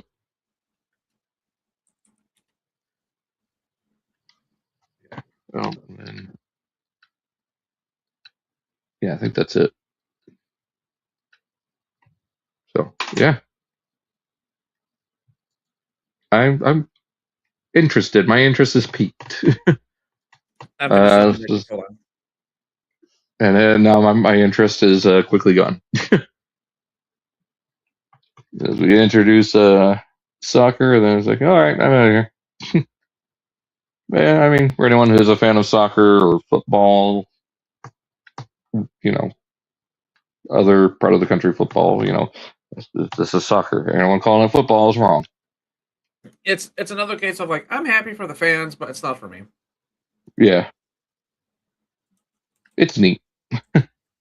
That's about as positive I can get about it. It's Like, neat. I was just talking to someone, another person about like more crossovers, where the main purpose of crossovers is to get new eyes onto X thing, and be like, hey, soccer players, don't forget about Transformers, and because like in Yeah. my like, hey, they go check it out, and then they kind of figure out, hey, like I kind of like the current Transformers, or we'll go back and like I remember the movies, or I remember the Cybertron, so they go down the rabbit hole essentially. That's the Yeah. whole purpose of crossovers. And I hope this will bring some more fans into it. Oh, for sure. Yeah. Trust me, I'm going through the same thing right now with the Ninja Turtles Magic the Gathering stuff. Then of course we got stock images. So I'm happy it comes with a stand. yeah, They could have easily said screw you and not include the stand. yeah, or yeah. And then the he's got molded down on the feet little pegs, so he could look like he's actually kicking the ball. Okay, that's cool. That's cool. Yeah, so you could pose him with them hiking it up. Yeah, doing the foot holding the ball technique they do. Mm-hmm. Yeah, okay. Again, not for me, but you got to give credit where credit's due. That's cool. Yeah. Someone managed to get their hands on Nexus Prime. I don't know why I said Onyx Prime. Apparently, he's being found in U.S. already. Same with Sideways. So keep an eye out.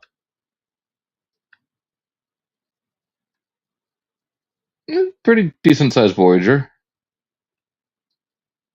I'm highly interested in what his limbs are going to look like when they come out. Hey, look! It looks like a Mardi Gras float or a baseball mascot. I'm not shocked There's all the primes. I'm not shocked that he's about the same size as Silverbolt and Motormaster. Yeah. Does he fit in Oh no, I wasn't finishing that. Does he fit in Minosaur's torso? Unfortunately, he does not. The only possible connection point is that purple clip, and it's set too low.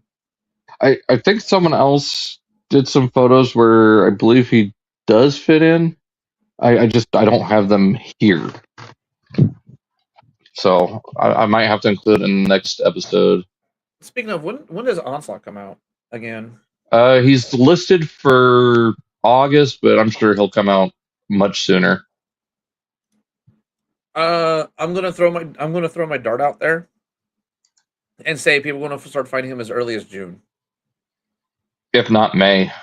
He'll probably start shipping to people in May that have already pre-ordered. Oh yeah, and the dramatic capture is on Big Bad Toy Store for $139. It's a $14 non-refundable down payment, and it does include the tariff surcharges. That's why it's a little bit more expensive. Yeah. Here you go. Yep, TF1 Thundercracker. The start of the repaints. Retools. I mean, there's more than just repaint to him. Because he's got the Fall of Cybertron neutron assault rifles on his shoulders. He's got the visor for the eyes and a completely new head sculpt. And I believe the wings are newly sculpted too. And then this Skywarp's going to be interesting because he's got more trapezoidal shaped wings, if I remember correctly. And then he's got missiles instead of null rays or Gatling guns. And then he's got the mouth plate with the visor. So I'm glad all the Seekers have some difference to them instead of just being carbon copies just with different color shifts. So yeah, I'm excited to get this. Hopefully it goes up for pre-order soon. I need to get Starscream still. They also designed them in such a way where they can easily, like, if it's just the wings, the head, and the weapons, boom, those are so easy interchangeable pieces on this figure, Oh yeah. So in a way they designed them so they can all be unique, but at the same time it can be really quickly just snapped out there. Mm-hmm. I mean, and then same with like if they want to do a Slipstream, just give her the more feminine head because it's already a slim, kind of a more slender body. Yeah. Yeah, give me all the seekers. All of them. Yeah. Which seeker do you want? Yes. Yes. But there was like 50 of them in the shot. Did I Oh, yeah. stutter? I'm building Our back in the shots. It's like I'm yeah, building well, a these are terrain actually right stock now. shots now. These are full-on stock photos of Laukaiser, and I cannot be more ready for this. Another dot under dirt herperter hergeder. Bork, bork. God, stop stimming me. I'm throwing my Can't dart stop, out won't there. stop.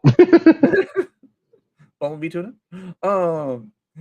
Okay, I'm throwing my dart out there again. May. I'm gonna say mid to late April. So we're both Within that 30-day window, yeah. Let's both agree. Let's both Let's both go a little bit more broad. Spring. Huh? No. That's before June. Yeah. Before June. That's when people will start getting there. It's because like any other HasLab, it depends on what wave, where you are in the country, yada yada yada.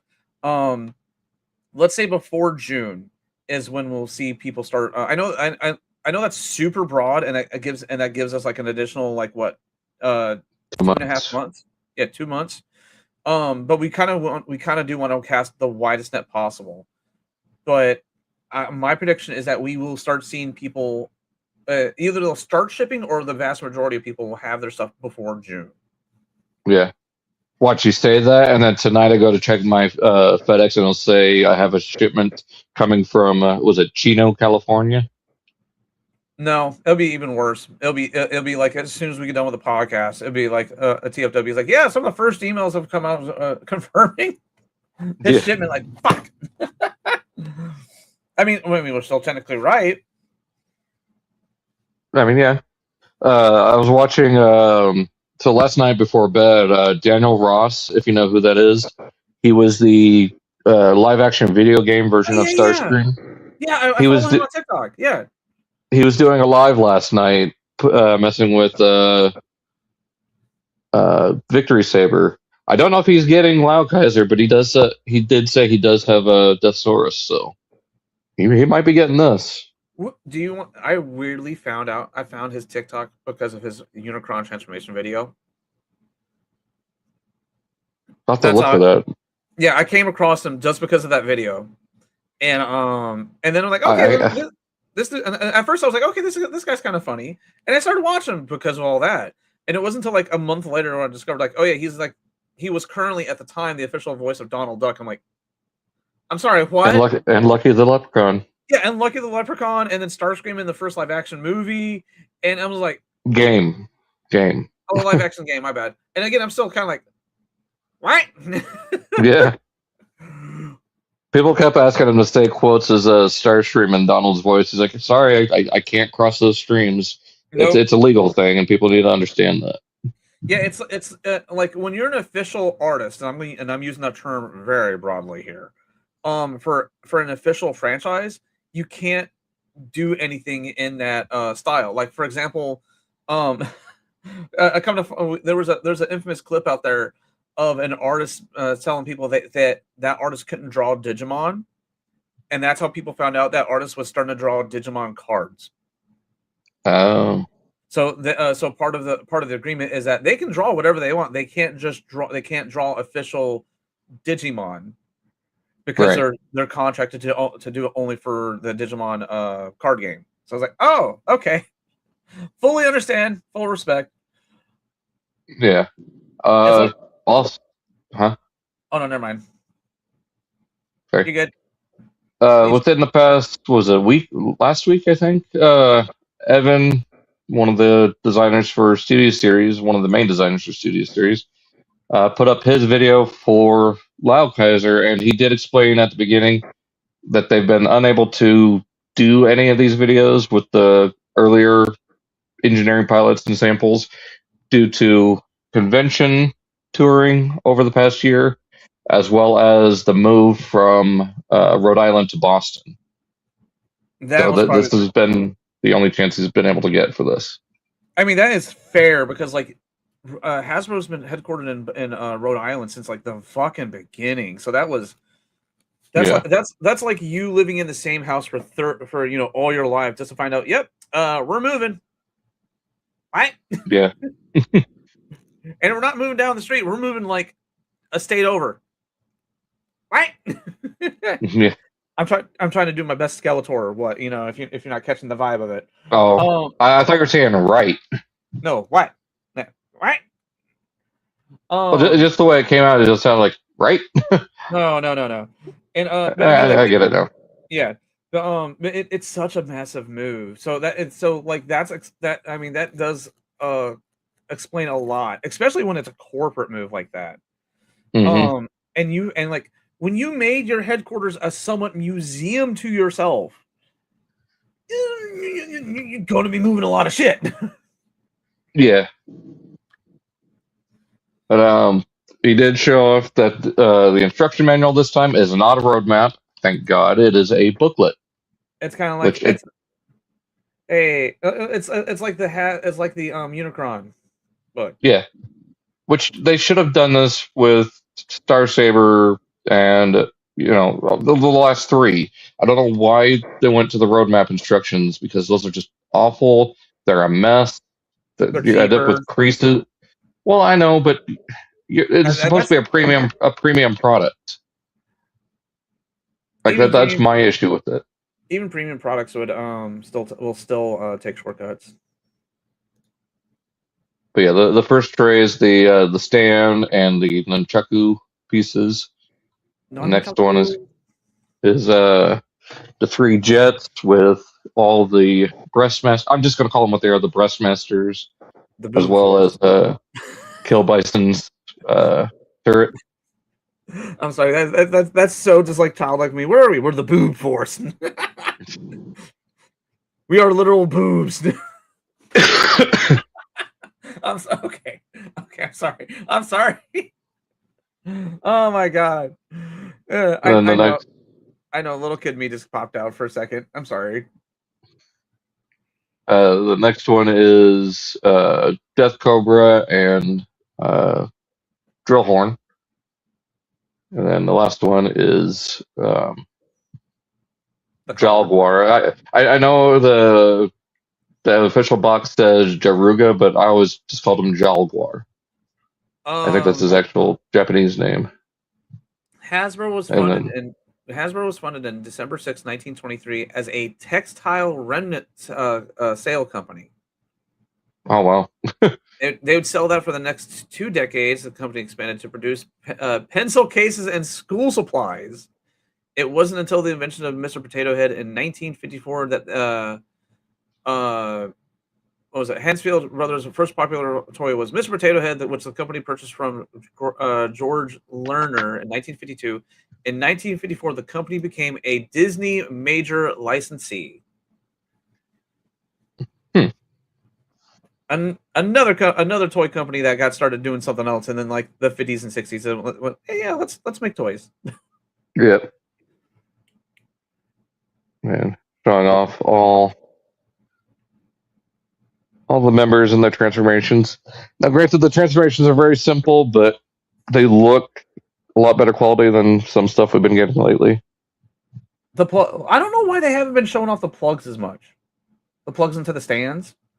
Well, for these ones, it's tabs on the lower on the back of the jet that go around to ports on the jet. Like it's right most of the time here.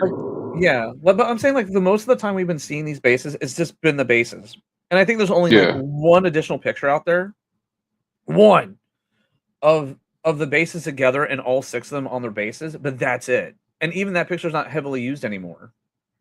Yeah, well, it's only the 3, I think, because you only get 3 stands. Yeah, I mean it makes sense for the jets, but they should have at least included a 4th for Death Cobra. I wish it did include the 6. That way you can have like the whole base together, and you have all 6 of them just kind of like doing the whole like anime kind of pose in the air type of stuff. Maybe.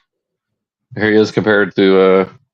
I believe he was a lot shorter in the show. Evan even said they were shorter in the show than fully armored up Star Saber, but there he is, a little bit larger than Saber himself.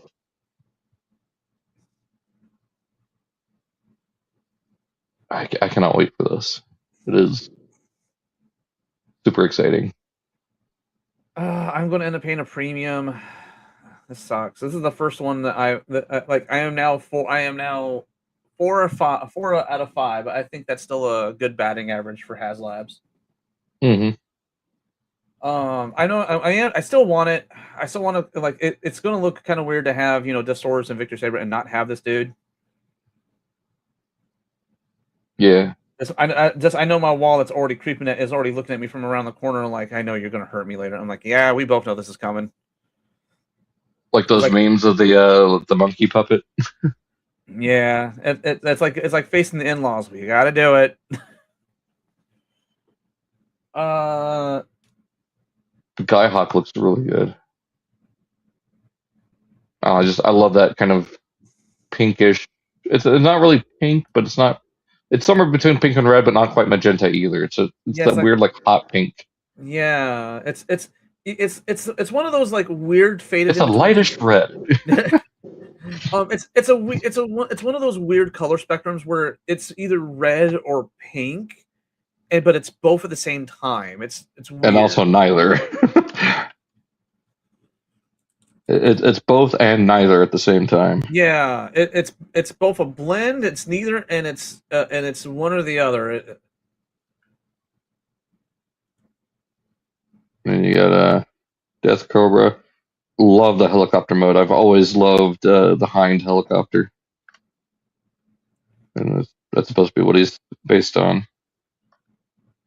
And then him, Skyhawk, and Hellbat. I'm not going to call him Elbat. It's Hellbat. All have similar transformation with how the arm works. So, I mean, we can't. I mean, obviously, we can't call it. We can't call it Hellbat because, like, it's a toy. I mean, but you get Kill Bison. Like his name is actually Kill Bison. It's not Iron Bison like the Combiner Wars one.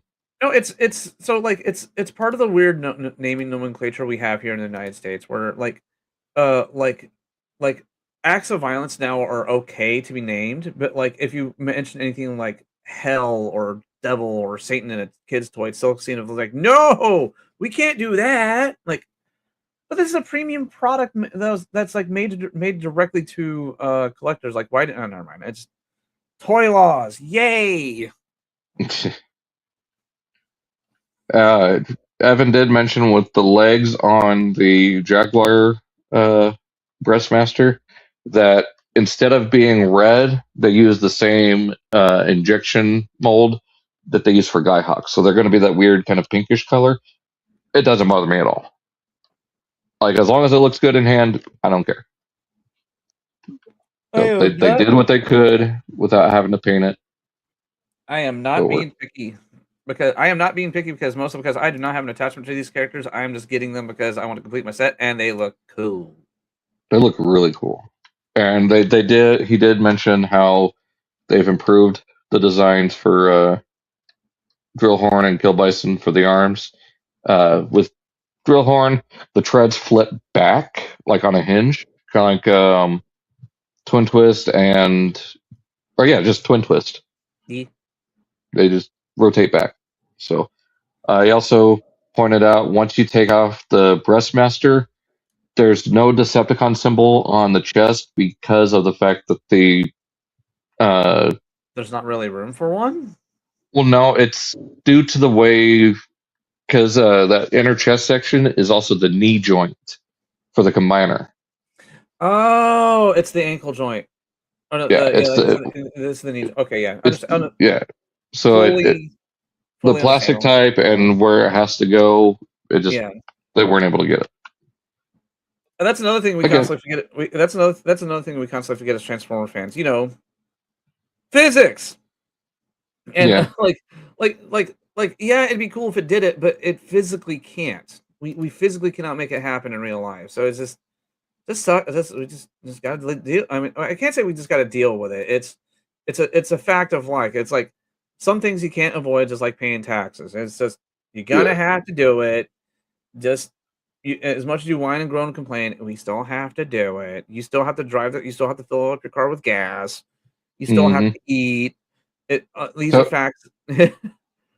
So Huh? going off what you were saying last episode about once we think about a third party company has already designed it, how much you want to bet DNA has already made the flipping off hands for Kill Bison?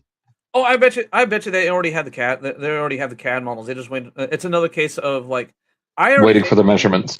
yeah, I think DNA like when it comes to anything like anything HasLab, they're already kind of like cooking up with a bunch of ideas. They're just waiting to get the actual product in hand to just confirm dimensions and how everything connects. And then they start finalizing everything. Yeah. Kill Bison looks really good. And then with his threads, they rotate back on a swivel. So they rest horizontally on his shoulders. Swivel. Swivel here. Swivel. Here's his little bison or buffalo chest. Are they all together in combination? And I'll form the head.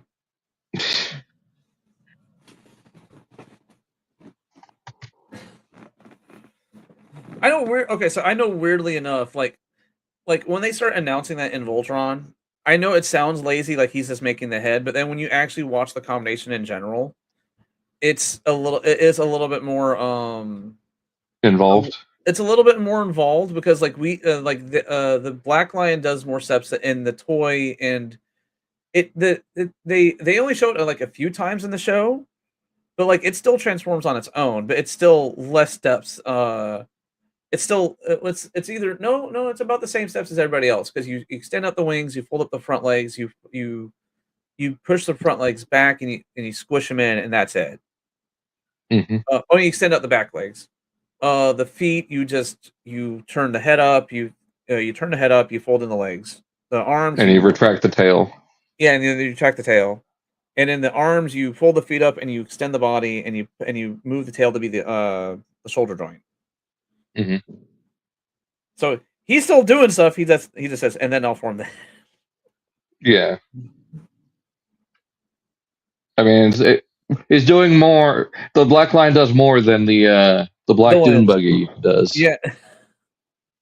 Because all Druga does is just form a backpack, and then you get a separate piece for the hips and thighs. Wow. Okay, so again, like looking at this was announced around the same time that we knew Devastator was announced, right? Yeah. And after seeing how good Devastator did it, with how good the hips are and the waist is, I don't mind this. I don't mind it being a separate piece to make sure the rest of the robot turns out really good. Yeah, because you would have had another Combiner Wars style thing happen with Druga. Yeah, we don't want that because believe it or not, I just wish he had more involvement. Yeah. In the combination. Well, I mean, long haul. I was just going to say that long haul kind of does the same exact thing, where it's instead of it being the back end, it's the front end that attaches to the waist, and the rest of them just becomes a glorified backpack. It's more compressed, but it still just ends up on the back anyways. Yeah, but more of long haul forms that midsection than Druga does. Most of Druga becomes a backpack. I think this is because this is okay. To be fair, that was part of the initial toy design for Devastator, right? So, but this was a case of they had to engineer a whole brand new piece for him to fit. Yeah. So, and you almost cut out the robot entirely. So this is kind of a way of them forcing it into the robot. Again, if it means a better combination, I can deal with it. Especially if they've been on a roll with all these combiners being so stinkingly solid, you know. Mm-hmm.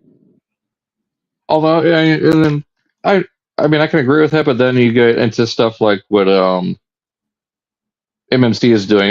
Granted, they are on a much less limited budget and restrictions, and that's another thing that people certain perspectives that think they are the end all be all of opinions. To catch the drift of who I'm talking about. I'll talk. No. Tell me later. Tell me later. I emphasize the words of the name, but we'll talk about it later. But like how MMC is handling their combiners, where everything's built in. I would love to see them take a crack at Lyle Kaiser and see how well they do with it compared to this. Because this so far looks really good, and you still get that look of the anime design. I mean, just look how good that looks.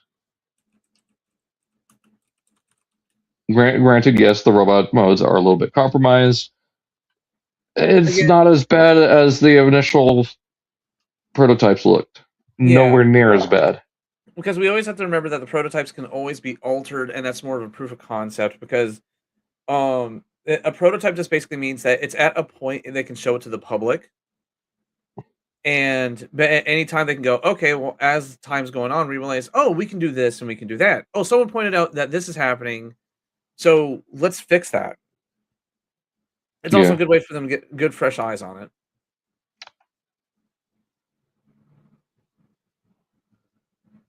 And then there's the combined mode with the to have all 7 members. He's a big boy. Yeah, he's gonna be like I think they've already confirmed it that he's gonna basically be a commander class size. Well, there's Deathsaurus, and he's taller. Oh yeah, he's a whole head taller than that. Oh dang, I'm gonna have to rethink that whole fucking shelf, aren't I? Fuck. Oh yeah, I'm gonna have to, like, I'm supposed to be going to Lowe's later today to get a couple pieces of 2x4 so I can support my shelf. Yeah, I have to get some spray paint too to paint those. I mean, it's kind of good that I'm trying to sell some of my video game. Like I have a big ass Funko Pop of Arceus from Pokemon, right? And I'm glad I'm selling that, because like that takes up like half of my video game shelf. I'm gonna start getting going through some of this because we're already almost at 2 hours. Oh shit. Yeah. Studio Series Grimlock up for pre-order. 190, I think, is what it is. So not much, not like we thought where it was going to be a little bit cheaper, but I think he is taller than Star Convoy. I think they said he is. This man is just like, how can I put it like this? Like this. If you see this guy in like, if you guys go back and look at the Toy Fair photos and just seeing how massive this dude is, and he told me he was $200, I'd be like, yeah, that sucker's $200. He is a massive man. See, they should have the measurement here, 15 inches. So he's about the same size then. He probably just looks more complex. 59 steps. Yeah, I think he might be one of the most complex Titans in a while. Titans. Yeah. Oh yeah. I heard people saying that the colors aren't as good as the leader class version. Oh well, wait. I'm going to pass. I will wait to cast final judgment when I actually get it in hand. Yeah, or see some other in-hand photos. Yeah, because like those are stock photos. They're professionally done. They're done with like probably like the best sample they can get. Yada yada yada. Yeah. Monstructor pre-orders are live, and there's the Instagram video. Is $90, I think. I think so. Yeah, $89.99. I got mine on pre-order. It comes out in August. Yeah, August. So. What's his name again? Monster what? Monstructor. Monstructor. He is on Big Bad Toy Store and Hasbro Pulse. Yeah. He's a fan channel. I'm pre-ordering it right now. I don't want. I initially skipped Dino King. Same, and I regret it. Same, because now I think what that sucker's like $110. I think it is 110, 120, depending on where you're looking. that's a 50. That's because he was $80 initially. So that Legacy, right? Yeah, Legacy, United. Star Eagle and Breakaway are up on pre-order as well. I pre-ordered Star Eagle. Like I still like that mold. I'll still pick it up. Like I know a lot of people have to put it lightly opinions. Yeah, they have opinions about it, but at the same time, it looks cool. I dig it. I like the colors. And I like the mold. Let's go put it like that. Yeah. Galaxy Toys, we haven't really, I don't think we've talked about them before. If we have, it was a long time ago. But they've announced a bunch of repaints of their Micromaster Scale Optimus. We'll start with, I guess this is supposed to be sleep mode. Or, Dead Optimus. Oh, yeah, that's sleep mode. Yeah. Shattered Glass. Oh, no, and Nemesis. you called it. The Dino King is going for around 120 on eBay. Yeah. There's Toxitron, of course. Magnus. I'm showing off the renders. Translucent. So you got your little Jolly Rancher Prime. And then for fans of Bump of Chicken, there you go. There's your Bump of Chicken Optimus.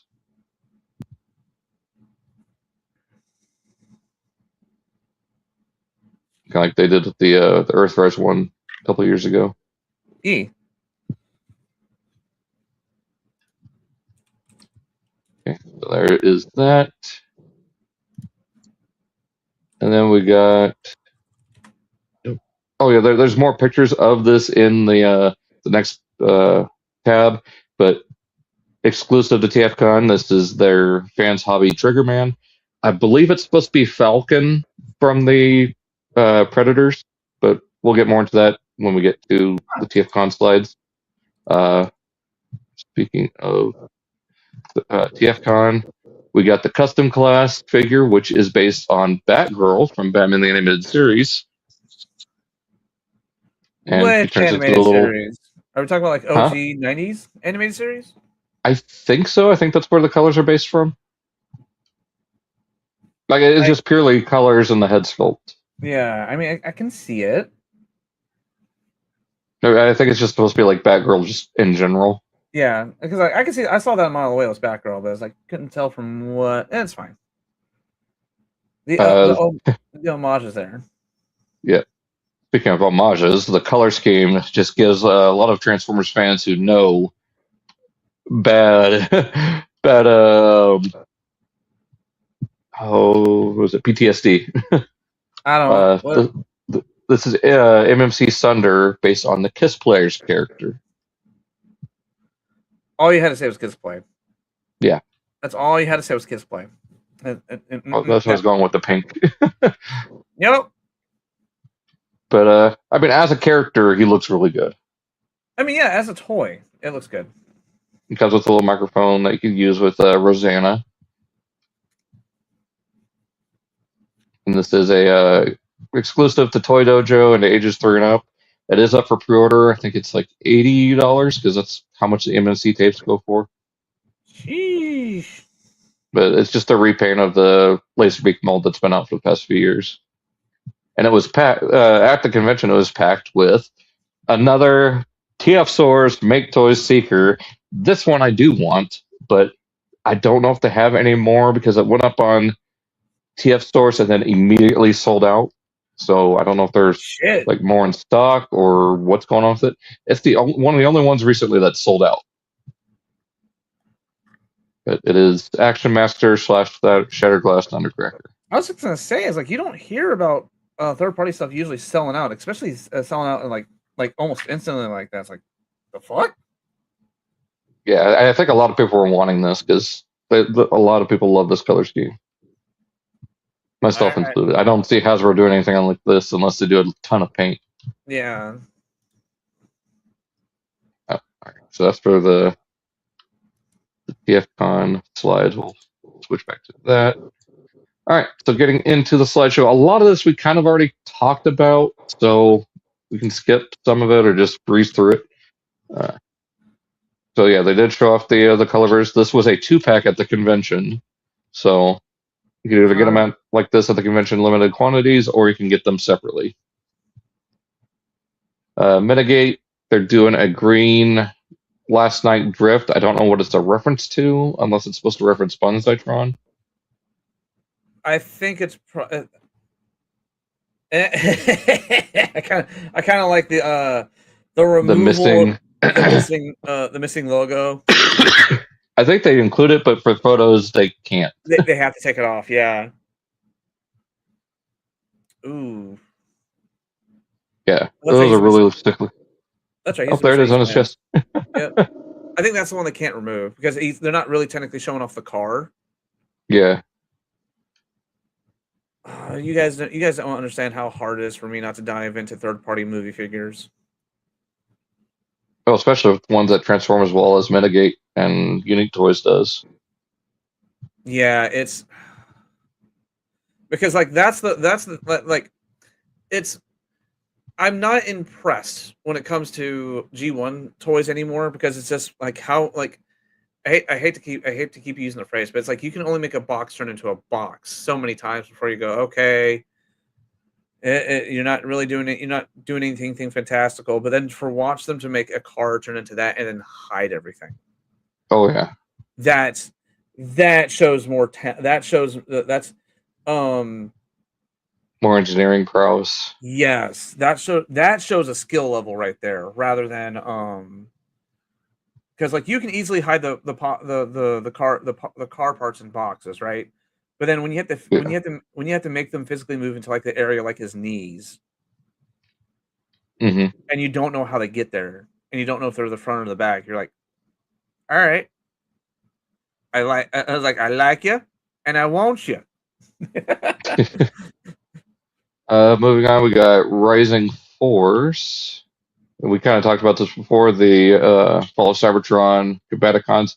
Now, some people are saying these are Legend scale. I think they're in that sweet spot between Legends and Generation scale where they could still technically fit in with your Gamer Edition figures. Yeah. They'll be a little on the small side. But yeah, there's the combined mode. And that's really all they showed off, was just the same pictures we looked at before. Yeah, same. Robot Toys, they're doing their Legend scale Transmetal Optimus Primal. So, yes. I'll take 2, please. Actually, no. If they do just Primal and then immediately followed up with 8-Link, I'll get both. Just bounce up and down. Yes, please. Yes, please. Yes, please. That's how I feel about this, too. This is their Masterpiece Scale Waspinator. Ooh. Yeah, he looks fantastic. Okay. The little Legend scale tarantulas.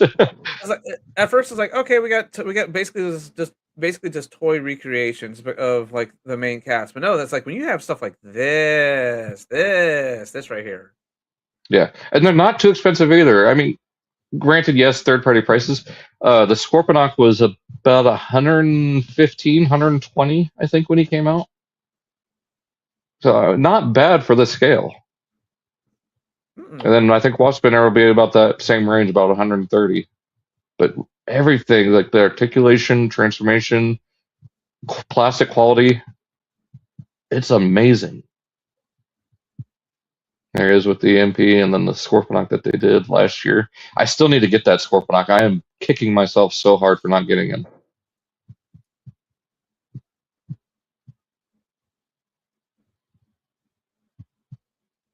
Big old abdomen. Yeah, that's one of the big defining visual factors for Waspinator was that big curled the big curled wasp abdomen. That's the first thing that caught my attention because like everybody's got the bug head right before, but no one's got that 1-to-1 from the show right. So that and not to mention the robot mode looks so damn good. It's like, okay, no, you got my attention. Well, and You I think got here in my robot attention. mode, the size of the abdomen is a reference to one of his final scenes in season 3 when he quits the Predacons. Yeah. His big, fat, stripy. But there you go. You can Or recreate Axalon. the Oh, see, I can't not remember. fair. Waspinner minding his own business, then bang, whole stasis pod right up the kazootie. Hands trying to carry his head away. Mm-hmm. Oh my god! I finally got the I knew I clocked it back in the day, but do you understand? But do you understand what that little scanner is based off of? No. Okay, go back to the picture. His little scanner, right? Uh-huh. I instantly clocked it because my dad had one. Oh, is it Those one are of those fishing? yes, and the one that we had was that exact same body shape. Like no fancy toggles or fake fish wheels. It was just a curved top, and that was it. And And then the reel on the side. yeah, and I think my dad still had it. And but yeah, once you see it, you can't unsee You can't unsee it. Yeah. it. Damn it. Well, it's just like with was it the Phantom Menace? The little comlinks are just razor blades. Yeah, Yeah. the Venus or Gillette women's razors. Yeah, and we got some more images of Waspinator. He does have the eye beams that he used a couple times in the show, I think that and was his jaw moves independently for robot mode. That is so cool.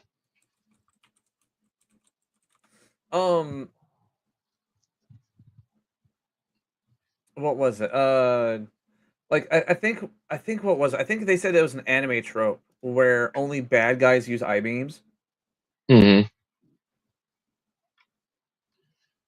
Well, then technically, since Dinobot's still partially Predacon, he still has his eye beams. Yeah. Well, even though he's even though he's aligned with the Maximals in the show, he's still he was still programmed as a Predacon. Yeah. Here's your favorite company. Oh, the stream's kind of behind. Hold on. Oh. Okay, there we go. Look, he's so dumpy. Yeah, I think we looked at this before, maybe the teaser, but yeah, there's Abominus. He's just so dumpy. Look at him. And we looked at this one before, so it's the mini or the super deformed Raiden. Yeah. Dreamstar Toys, they're the ones that are doing the stylized Constructicons where Scrapper and Mixmaster can, I think they can do dual purpose as both arms and legs, kind of like Scramble City. So here's their scavenger. I can take it, leave it situation for Scramble City now, especially with how we've been lately with everything. I was like, I can take it or leave it. Now, who's this supposed to be? But huh? Who's it supposed to be? Scavenger. Okay. But what were you saying? With Constructicons, that's something you don't expect, though. So that's what's interesting about this set. Oh, it's Constructicons. Oh, yeah. Okay. See now, I think that's I hate to put it this way, but I think we are getting to that point when it comes to the Constructicons is that we have to kind of start doing some new stuff. Yeah, and I think the Scramble City route is an interesting way to do that. Yes, especially because with the IDW comics saying that with the right preparation they can incorporate anybody, you know. Yep. And that definitely is okay, so why can't we do this more often? Mm-hmm. Yeah, some third party needs to make a hook that can become a leg, and a new like was it an SUV type vehicle prowl for the upper torso? I would love a third party to do that. They tease they're doing the Combaticon, so we got Brawl here to start things off. And I love that it's stylized. It is not, your typical M1A1 Abrams tank like we've been seeing with Brawl for the past 15, 20 years. I guess I'm guessing I have to repeat myself. Whereas we're finally getting to that point of where we need to start shaking things up. Mm-hmm. Well, and that's what Dreamstar's been doing. Like their aerial bots looked really good too. Not for me, but they still look good. Yeah. DX9 Mini. So these are, I believe, Legend scale. So there's their Jinrai, and then not Highbrow. Is it Highbrow or Brainstorm? It's Brainstorm. Okay. So showing off the Jinrai figures, and then they're doing Star Saber next. Hey. And I think the one below it's supposed to be it's Dreadwing or Hydra and Buster. I can see Dreadwing. I mean, it's both. It's Dreadwing and Hydra and Buster, depending on which part of the world you're in. Oh, okay. Same characters, different names. Gotcha. Yeah, Dreadwind and Darkwing, and then Hydra and Buster. And then they're doing Shatter. That's gonna be interesting at that scale.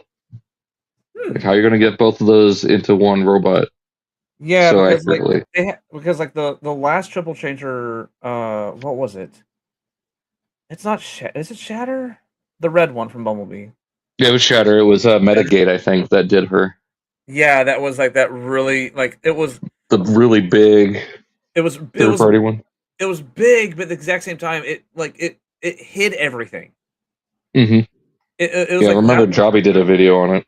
Yeah, because it was one of the few triple changes that when it was in jet mode you didn't see any car parts. When it was in car you couldn't see any jet parts. It was like that's what we want, but it's that's one of those things of it can only be done by third party. Yeah, and DX9 they've done some really good transformations before. I mean, look at their Challenger and their Age of Extinction Prime and Galvatron. Yeah. Also, isn't that sucker really expensive too? The Shatter. Which one? I don't know. I don't know the prices, unfortunately. Dr. Wu. Woo! We're getting flywheels. Micromaster scale. A little tank mode.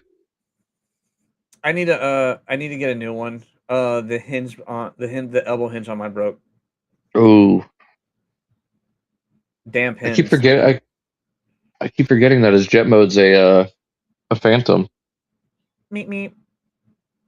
It's so cute. It's so little. Here's the flywheels. And we'll go ahead and skip over here so we can just get Dr. Wu covered. I didn't close the tab, I just switched over. They teased their Micromaster Scale Swoop and Slag for their Volcanicus. So there's that.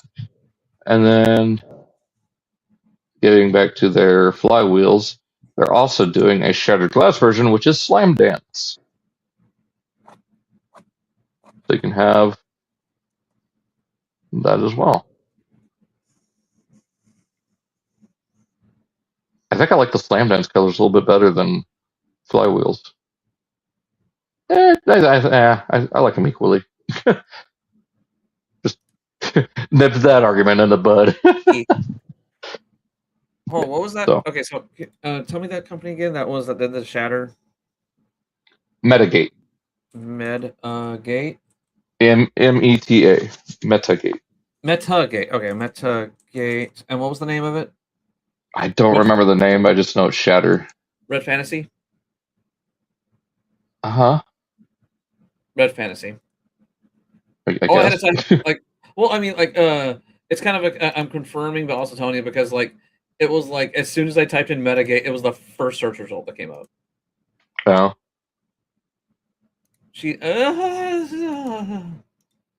I still want it though, even though you expensive, Chica. Here's your. Oh no, this isn't Craftsman Toys, but we've looked at this Ultra Magnus. This one. Before, so. Yeah. This is.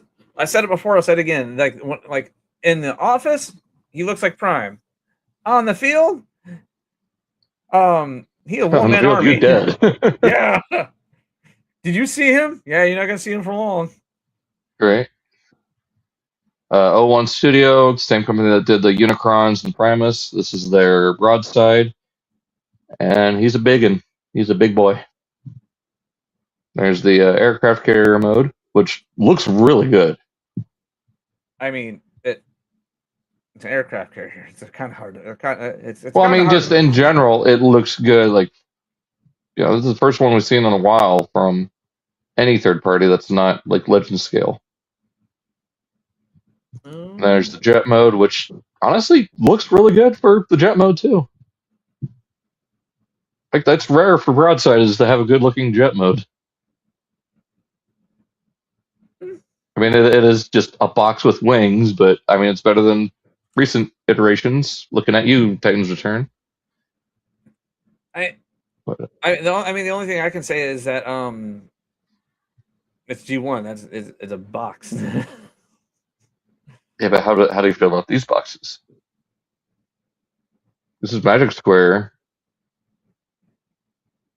and their Technobot. It might be Techno box, but at the same exact time, it's like my wallet's going no. These are the Legend scale ones. Huh? These are Legend scale. No, still like you have to remember how tight my money is right now. I mean, these are still only prototypes, so not coming out for a while. Does it cost more than $5? I don't know. They're not out yet. then I can't afford it. Like personal spending has to be like $5, or I have to, or I can cheat it out and be a tax write-off. But if it can be one of those, cool. If I can't, no. Strafe and there's Scattershot. They look good though. They look really good. Oh, except for the Scattershot. That if it's supposed to be Legend scale, look how boxy he is. Yeah. So much is given up for his ultimate modes, his alternate modes. I think it's fine. The combined mode is where it shines, though. It looks straight out of the cartoon. I await final judgment when I can actually see a non-CAD model. Thank you. There you go. Speaking of non-CAD, ask and shall receive. That was it for the prototypes. That's it. We get the one tease and that's it. DNA. This is probably the most nothing upgrade kit they've done in a while. It's for Onyx Prime. All you get is a new dragon head, a new tailpiece, new spear tip, and a couple of extra weapon parts. I don't know what those are supposed to be. I mean, to be fair, it's the end of the spear. Okay. Yeah, I mean that's all. Like that figure's already good enough as it is. Like, I don't see that's all I would do to that figure was just some hyphen. Like, that's pretty much about it. Yeah, that's like Onyx Prime is like one of those few figures where like if you tell me to upgrade it, it's like I don't know how outside from what they did. You know. That's cool. They can have the the dragon head. I do like that dragon head a lot more than the stock beast head. I will give them that. I am definitely like, as soon as this big and massive bill is taken care of, he's gonna be like one of the first Transformers I need to buy before it's gonna get hard to be hard to get him. Like I had a feeling he was gonna end up being like one of those like, oh, you missed your pre-order, you didn't find him in stores, well, you're not paying retail price anymore. Fuck. Nope. Like the end of the spear making it look more like an arrow. Yeah, I mean you can still find them in certain places at like slightly above retail, but you're not paying retail for them anymore. Starscream, another side upgrade, I guess, because it's mostly fillers, new arms, and the new head, and then the gun they made already for Prime and Bumblebee. Yeah, gotta get used to that mold. I will say the head does look a lot better, so.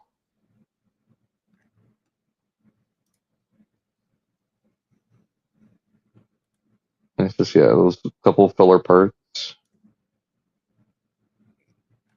This one's really nice. I'm gonna have to get it off of Toy Dojo when it's available. It's up for pre-order. I kind of want to wait until it's. Well, waiting's probably not great either. It comes out this next month too, but it's a full Power Master Prime upgrade for animated Optimus based off of a concept from season 4. Huh.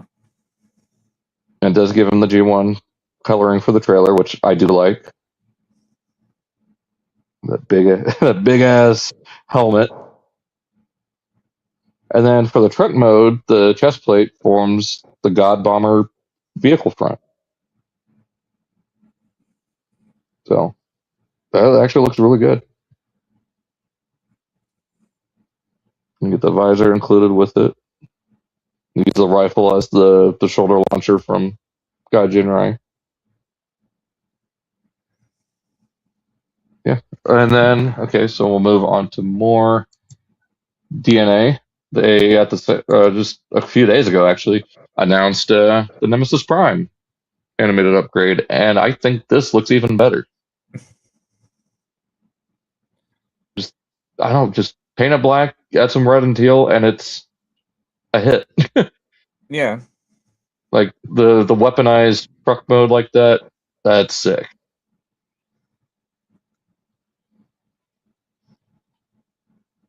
That looks so good. I think I already pre-ordered this upgrade too on Big Bad. It just looks so good. And then right here, DNA did some fun snap, I guess. With the Nemesis Prime upgrade on Optimus, you basically get Gilthor. Who's that? He's that cloned hybrid of Optimus and Megatron that was created by the Quintessons and then later possessed by the ghost of Starscream. So he's got, in the traditional design, he's got the legs of Megatron, the upper torso of Prime. He's got a giant fusion cannon arm, and the truck has the treads in the back and just a standard front truck cab. Let's see if I can bring him up.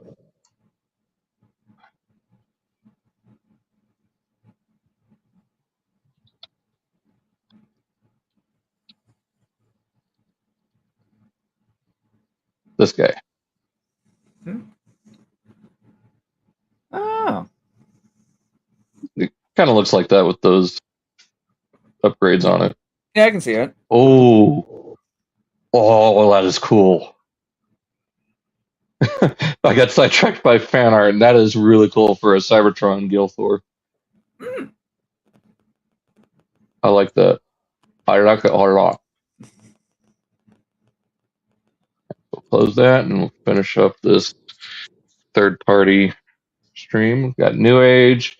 We already looked at their Retgar last episode. Still looks really good.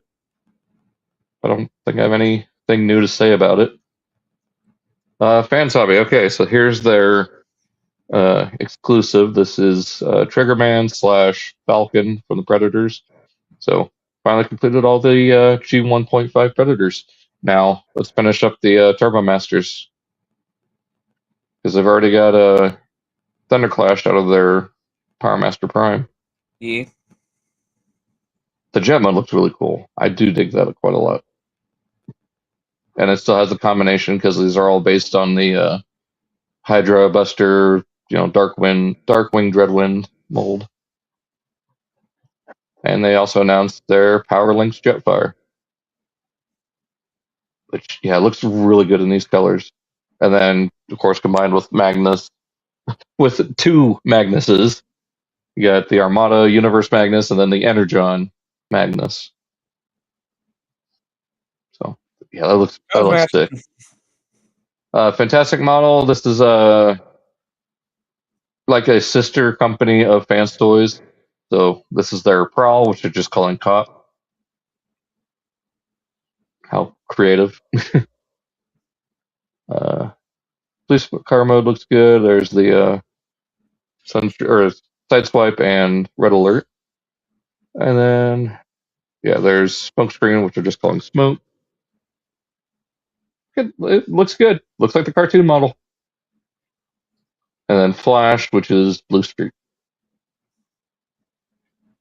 So clever naming there because the Bluestreak, as in Sonic, which is also speedster like the Flash. Yeah. Now, Fans Toys themselves, they're working on their Computron. So here's Euclid, the Strafe.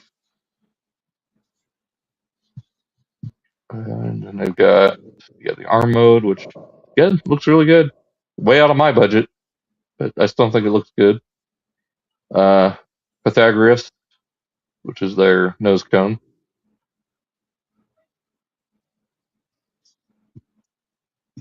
Again, these look really good, but knowing Fans Toys, there's gonna be like a million joints in the arm just to move the joint, or just to bend the elbow. Do like the chrome drill. Actually looks really cool. MMC didn't really have a lot. They just showed off their all-in-one masterpiece scale long haul. I might be in on these, despite my arguments against the YouTuber that I will talk to you about after the stream. But Okay. I really like how these are looking so far. I saw his video of the scrapper, and it's swaying me towards getting this Devastator. I mean, for the price of each member, it's not as bad as I thought they were going to be. They're about 130, 140 each, and pretty good size. Everything's built in, so there's no parts forming.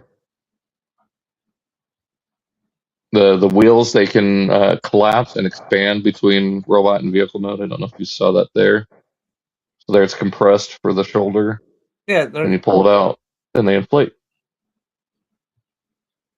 Huh. And he actually dumps. This is the first long haul in forever that actually dumps the bucket. So since 2009. Well, I don't know about other third-party versions. That's like as far as I know, excluding other third parties. Yeah, since I was talking about the last long haul. Yeah, I know. Yeah, the Voyager class long haul From run. Revenge of the Fallen. Yeah. Since then, as far as I know, he's the last one. Everything else is just locked in place.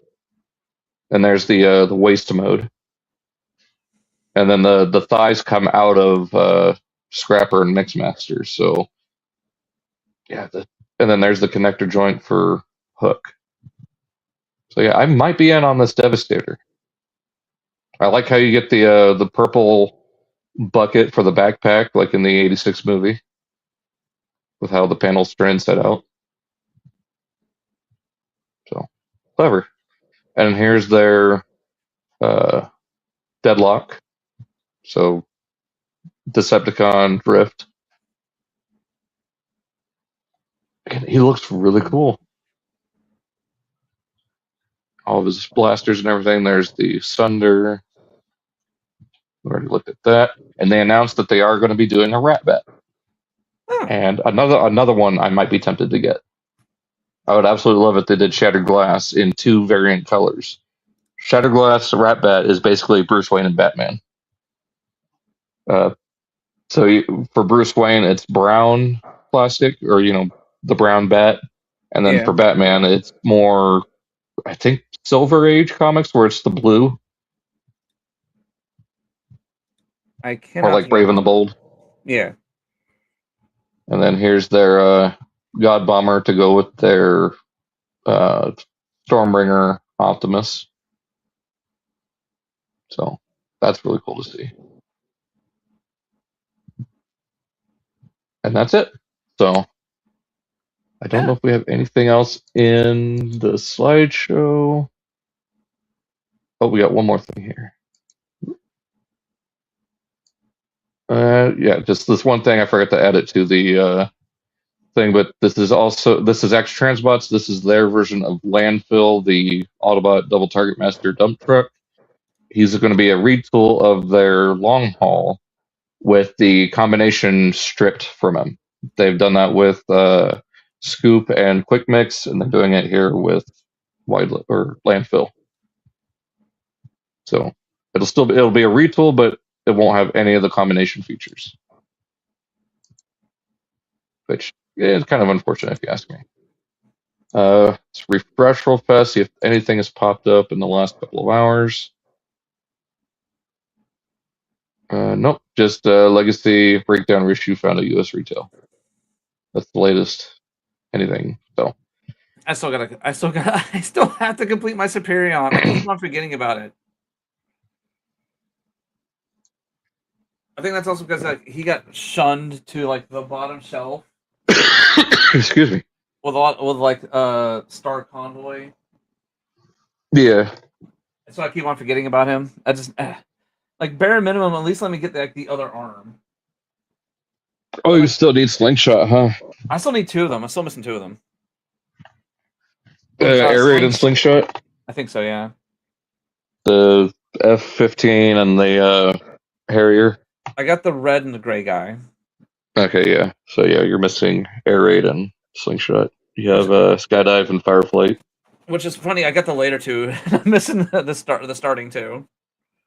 I mean, arguably, you got the better 2 of the 4 limbs. Yeah, I knew that one of them. I think the red one, for a hot second there, was constantly like phasing in and out. And if you didn't catch it on restocks, you would have to pay like, what was it, like almost $50 for him. Woohoo! I think the only thing I got to complete right now is like my only focus as of right now is going to be the combiners and the 13 primes, which I'm still a number away. I got Star Convoy, Vector, Amalgamus, Micronus, Alpha Trion, Solus. I think that's all I have right now. Yeah, I'm still. So you just need Onyx and Megatronus and Quintus. Yeah, because Quintus is out. Quintus is easier to find. He's he's been popping up on my work, but like Megatronus and Onyx are going to be the 2 ones that are going to be hard to get a hold of. I found a Onyx for retail pricing, so I'm happy with that. Now I'm just gonna try to find a Megatronus that's going to be roughly around retail. Yeah, that's going to be the only downside. I think I might actually have to pay more. Well, here's one for $65. It's only a $6 markup. Yeah, that's not terrible. Mm-mm. I can get one off of AliExpress for $48. Yeah, but are you guaranteed to actually get that? Oh, never mind. This thing is $65, but it's $15 in shipping from China. No thanks. No, I'd rather there's this one dude who has this. He has it for. Oh, God bless. I am gonna have to pay a fuck. There's this one dude who has it. Open box, $57.50, but $20 in shipping. Oh. Why is it $20 for ground advantage? What the hell? I don't know. I've seen that lately. A lot of eBay prices are like as much or about half as much as the actual items. Like, what the hell? I wonder if it's just the cover for some of the fee costs. Well, not for ground advantage. $20 for ground advantage? How big is this damn box? This is $20. Oh, I can stuff this thing into a box and he's trying to make more profit because the fees. Yeah, that's what I was saying. Yeah, it's because the transaction fees for eBay now are ridiculous. They take 15% no matter what. And so if you sell something for prime example, if you sell something for $100, you're only going to get 70 off of it. Yeah, no thanks.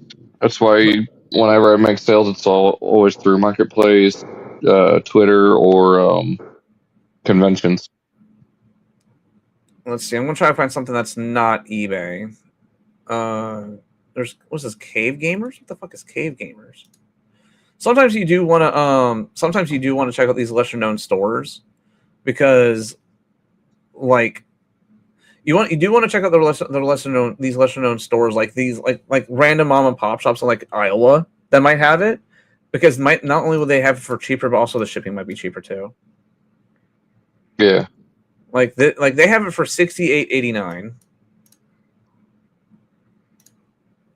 Let's check out how much shipping is. I mean, I could pick it up too. Hey.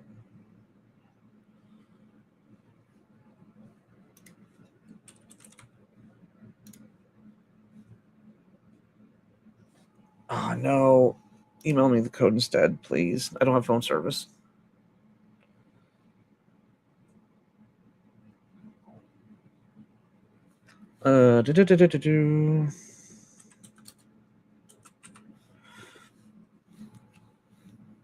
Let's see. Shipping. Free shipping. Okay, cool. I found it. Okay. I mean, so for 60, so for 69, so for basically for $69, that's not bad for a Megatronus. No.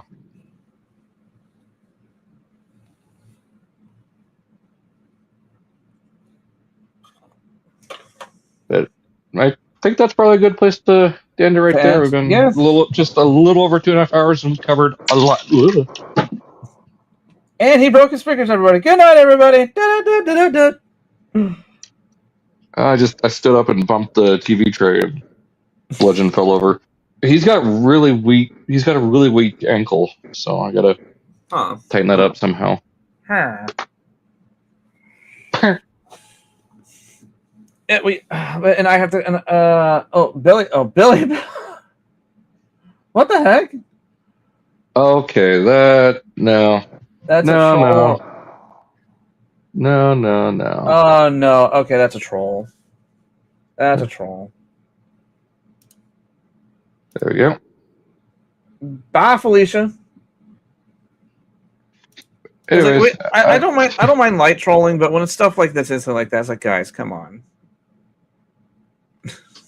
Don't. I should have just straight up banned them from the channel as a whole, but if they pop up next episode, pull that shit, then I was just gonna say, because like some of these trolls will like literally just go into any live stream, say one comment, and never come back. Yeah. Anyways, yeah, I think that's where we'll end this. Don't know if we'll have any major news next episode. Never know with how Transformers is lately. You better knock on some wood because like we all know what's going to happen. Something's going to pop up, and we're going to have to cover it. And... Yeah, there you go. Because we say right now, like as we Alton do, Dalton declares like, yeah, there's going to be no major news that we know of, and then like 5 days they announce like two more movies, and then like a whole wave of pre-orders. A whole wave of pre-orders, and then out of nowhere, the new show drops with the full season. Like, oh shit! Oh, that reminds me, I gotta catch up on Cyberverse or Cyberworld. Yeah, it's still only on like episode 2 or 3. It's not bad. It's meant for kids. It's meant for small kids. That's the thing. And but I do like some of the ideas, like I do like some of the ideas that they're putting into it, Transformer wise. So it's definitely worth like at least like have running on the background, especially if you have kids. It's harmless. Just let them watch it. Yeah. But, all right. Well, I guess we'll end it there. Where everyone find you? What do you got coming up? You can find me at Where We'll Find Her for my toy reviews and Where We'll Find Her Gaming for my game reviews. And yeah, we're just going to keep on trucking and try to complete our project of over a year at this point of trying to beat and play every Transformers console game. After this, we got the Beast Wars games and the NES games, and then we're done. We're on third base. We can see home. It's like we're so close to getting done. Like I have to start writing the script already. Oh god. Yeah, it's because like once we hit the NES games, it's just you can, if you know what you're doing, you can beat the NES games in less than an hour. So. Oh god. Yeah. Yeah, so it's definitely we need to get trucking. All right, well, that's it. You can find me everywhere at Altania95. I do have my Devastation B video recorded. I'm gonna try to get back to doing 2 videos a week. It just with the work schedule change, it's been difficult trying to find the time to get reviews out. So yeah. Yeah. that being said, hope you guys enjoyed, and we'll see you all in the next episode. Hopefully, some decent, good news for official instead of just, oh, this is in hand, this is in hand, this is in hand. I kind of get a little tired myself of covering everything in hand, but still, it's nice to have something rather than nothing. Yeah. So, all right, we'll catch you all in the next one. So long, take care, and I don't know what else to say. Check out those cutscenes from Call of the Future. Yeah.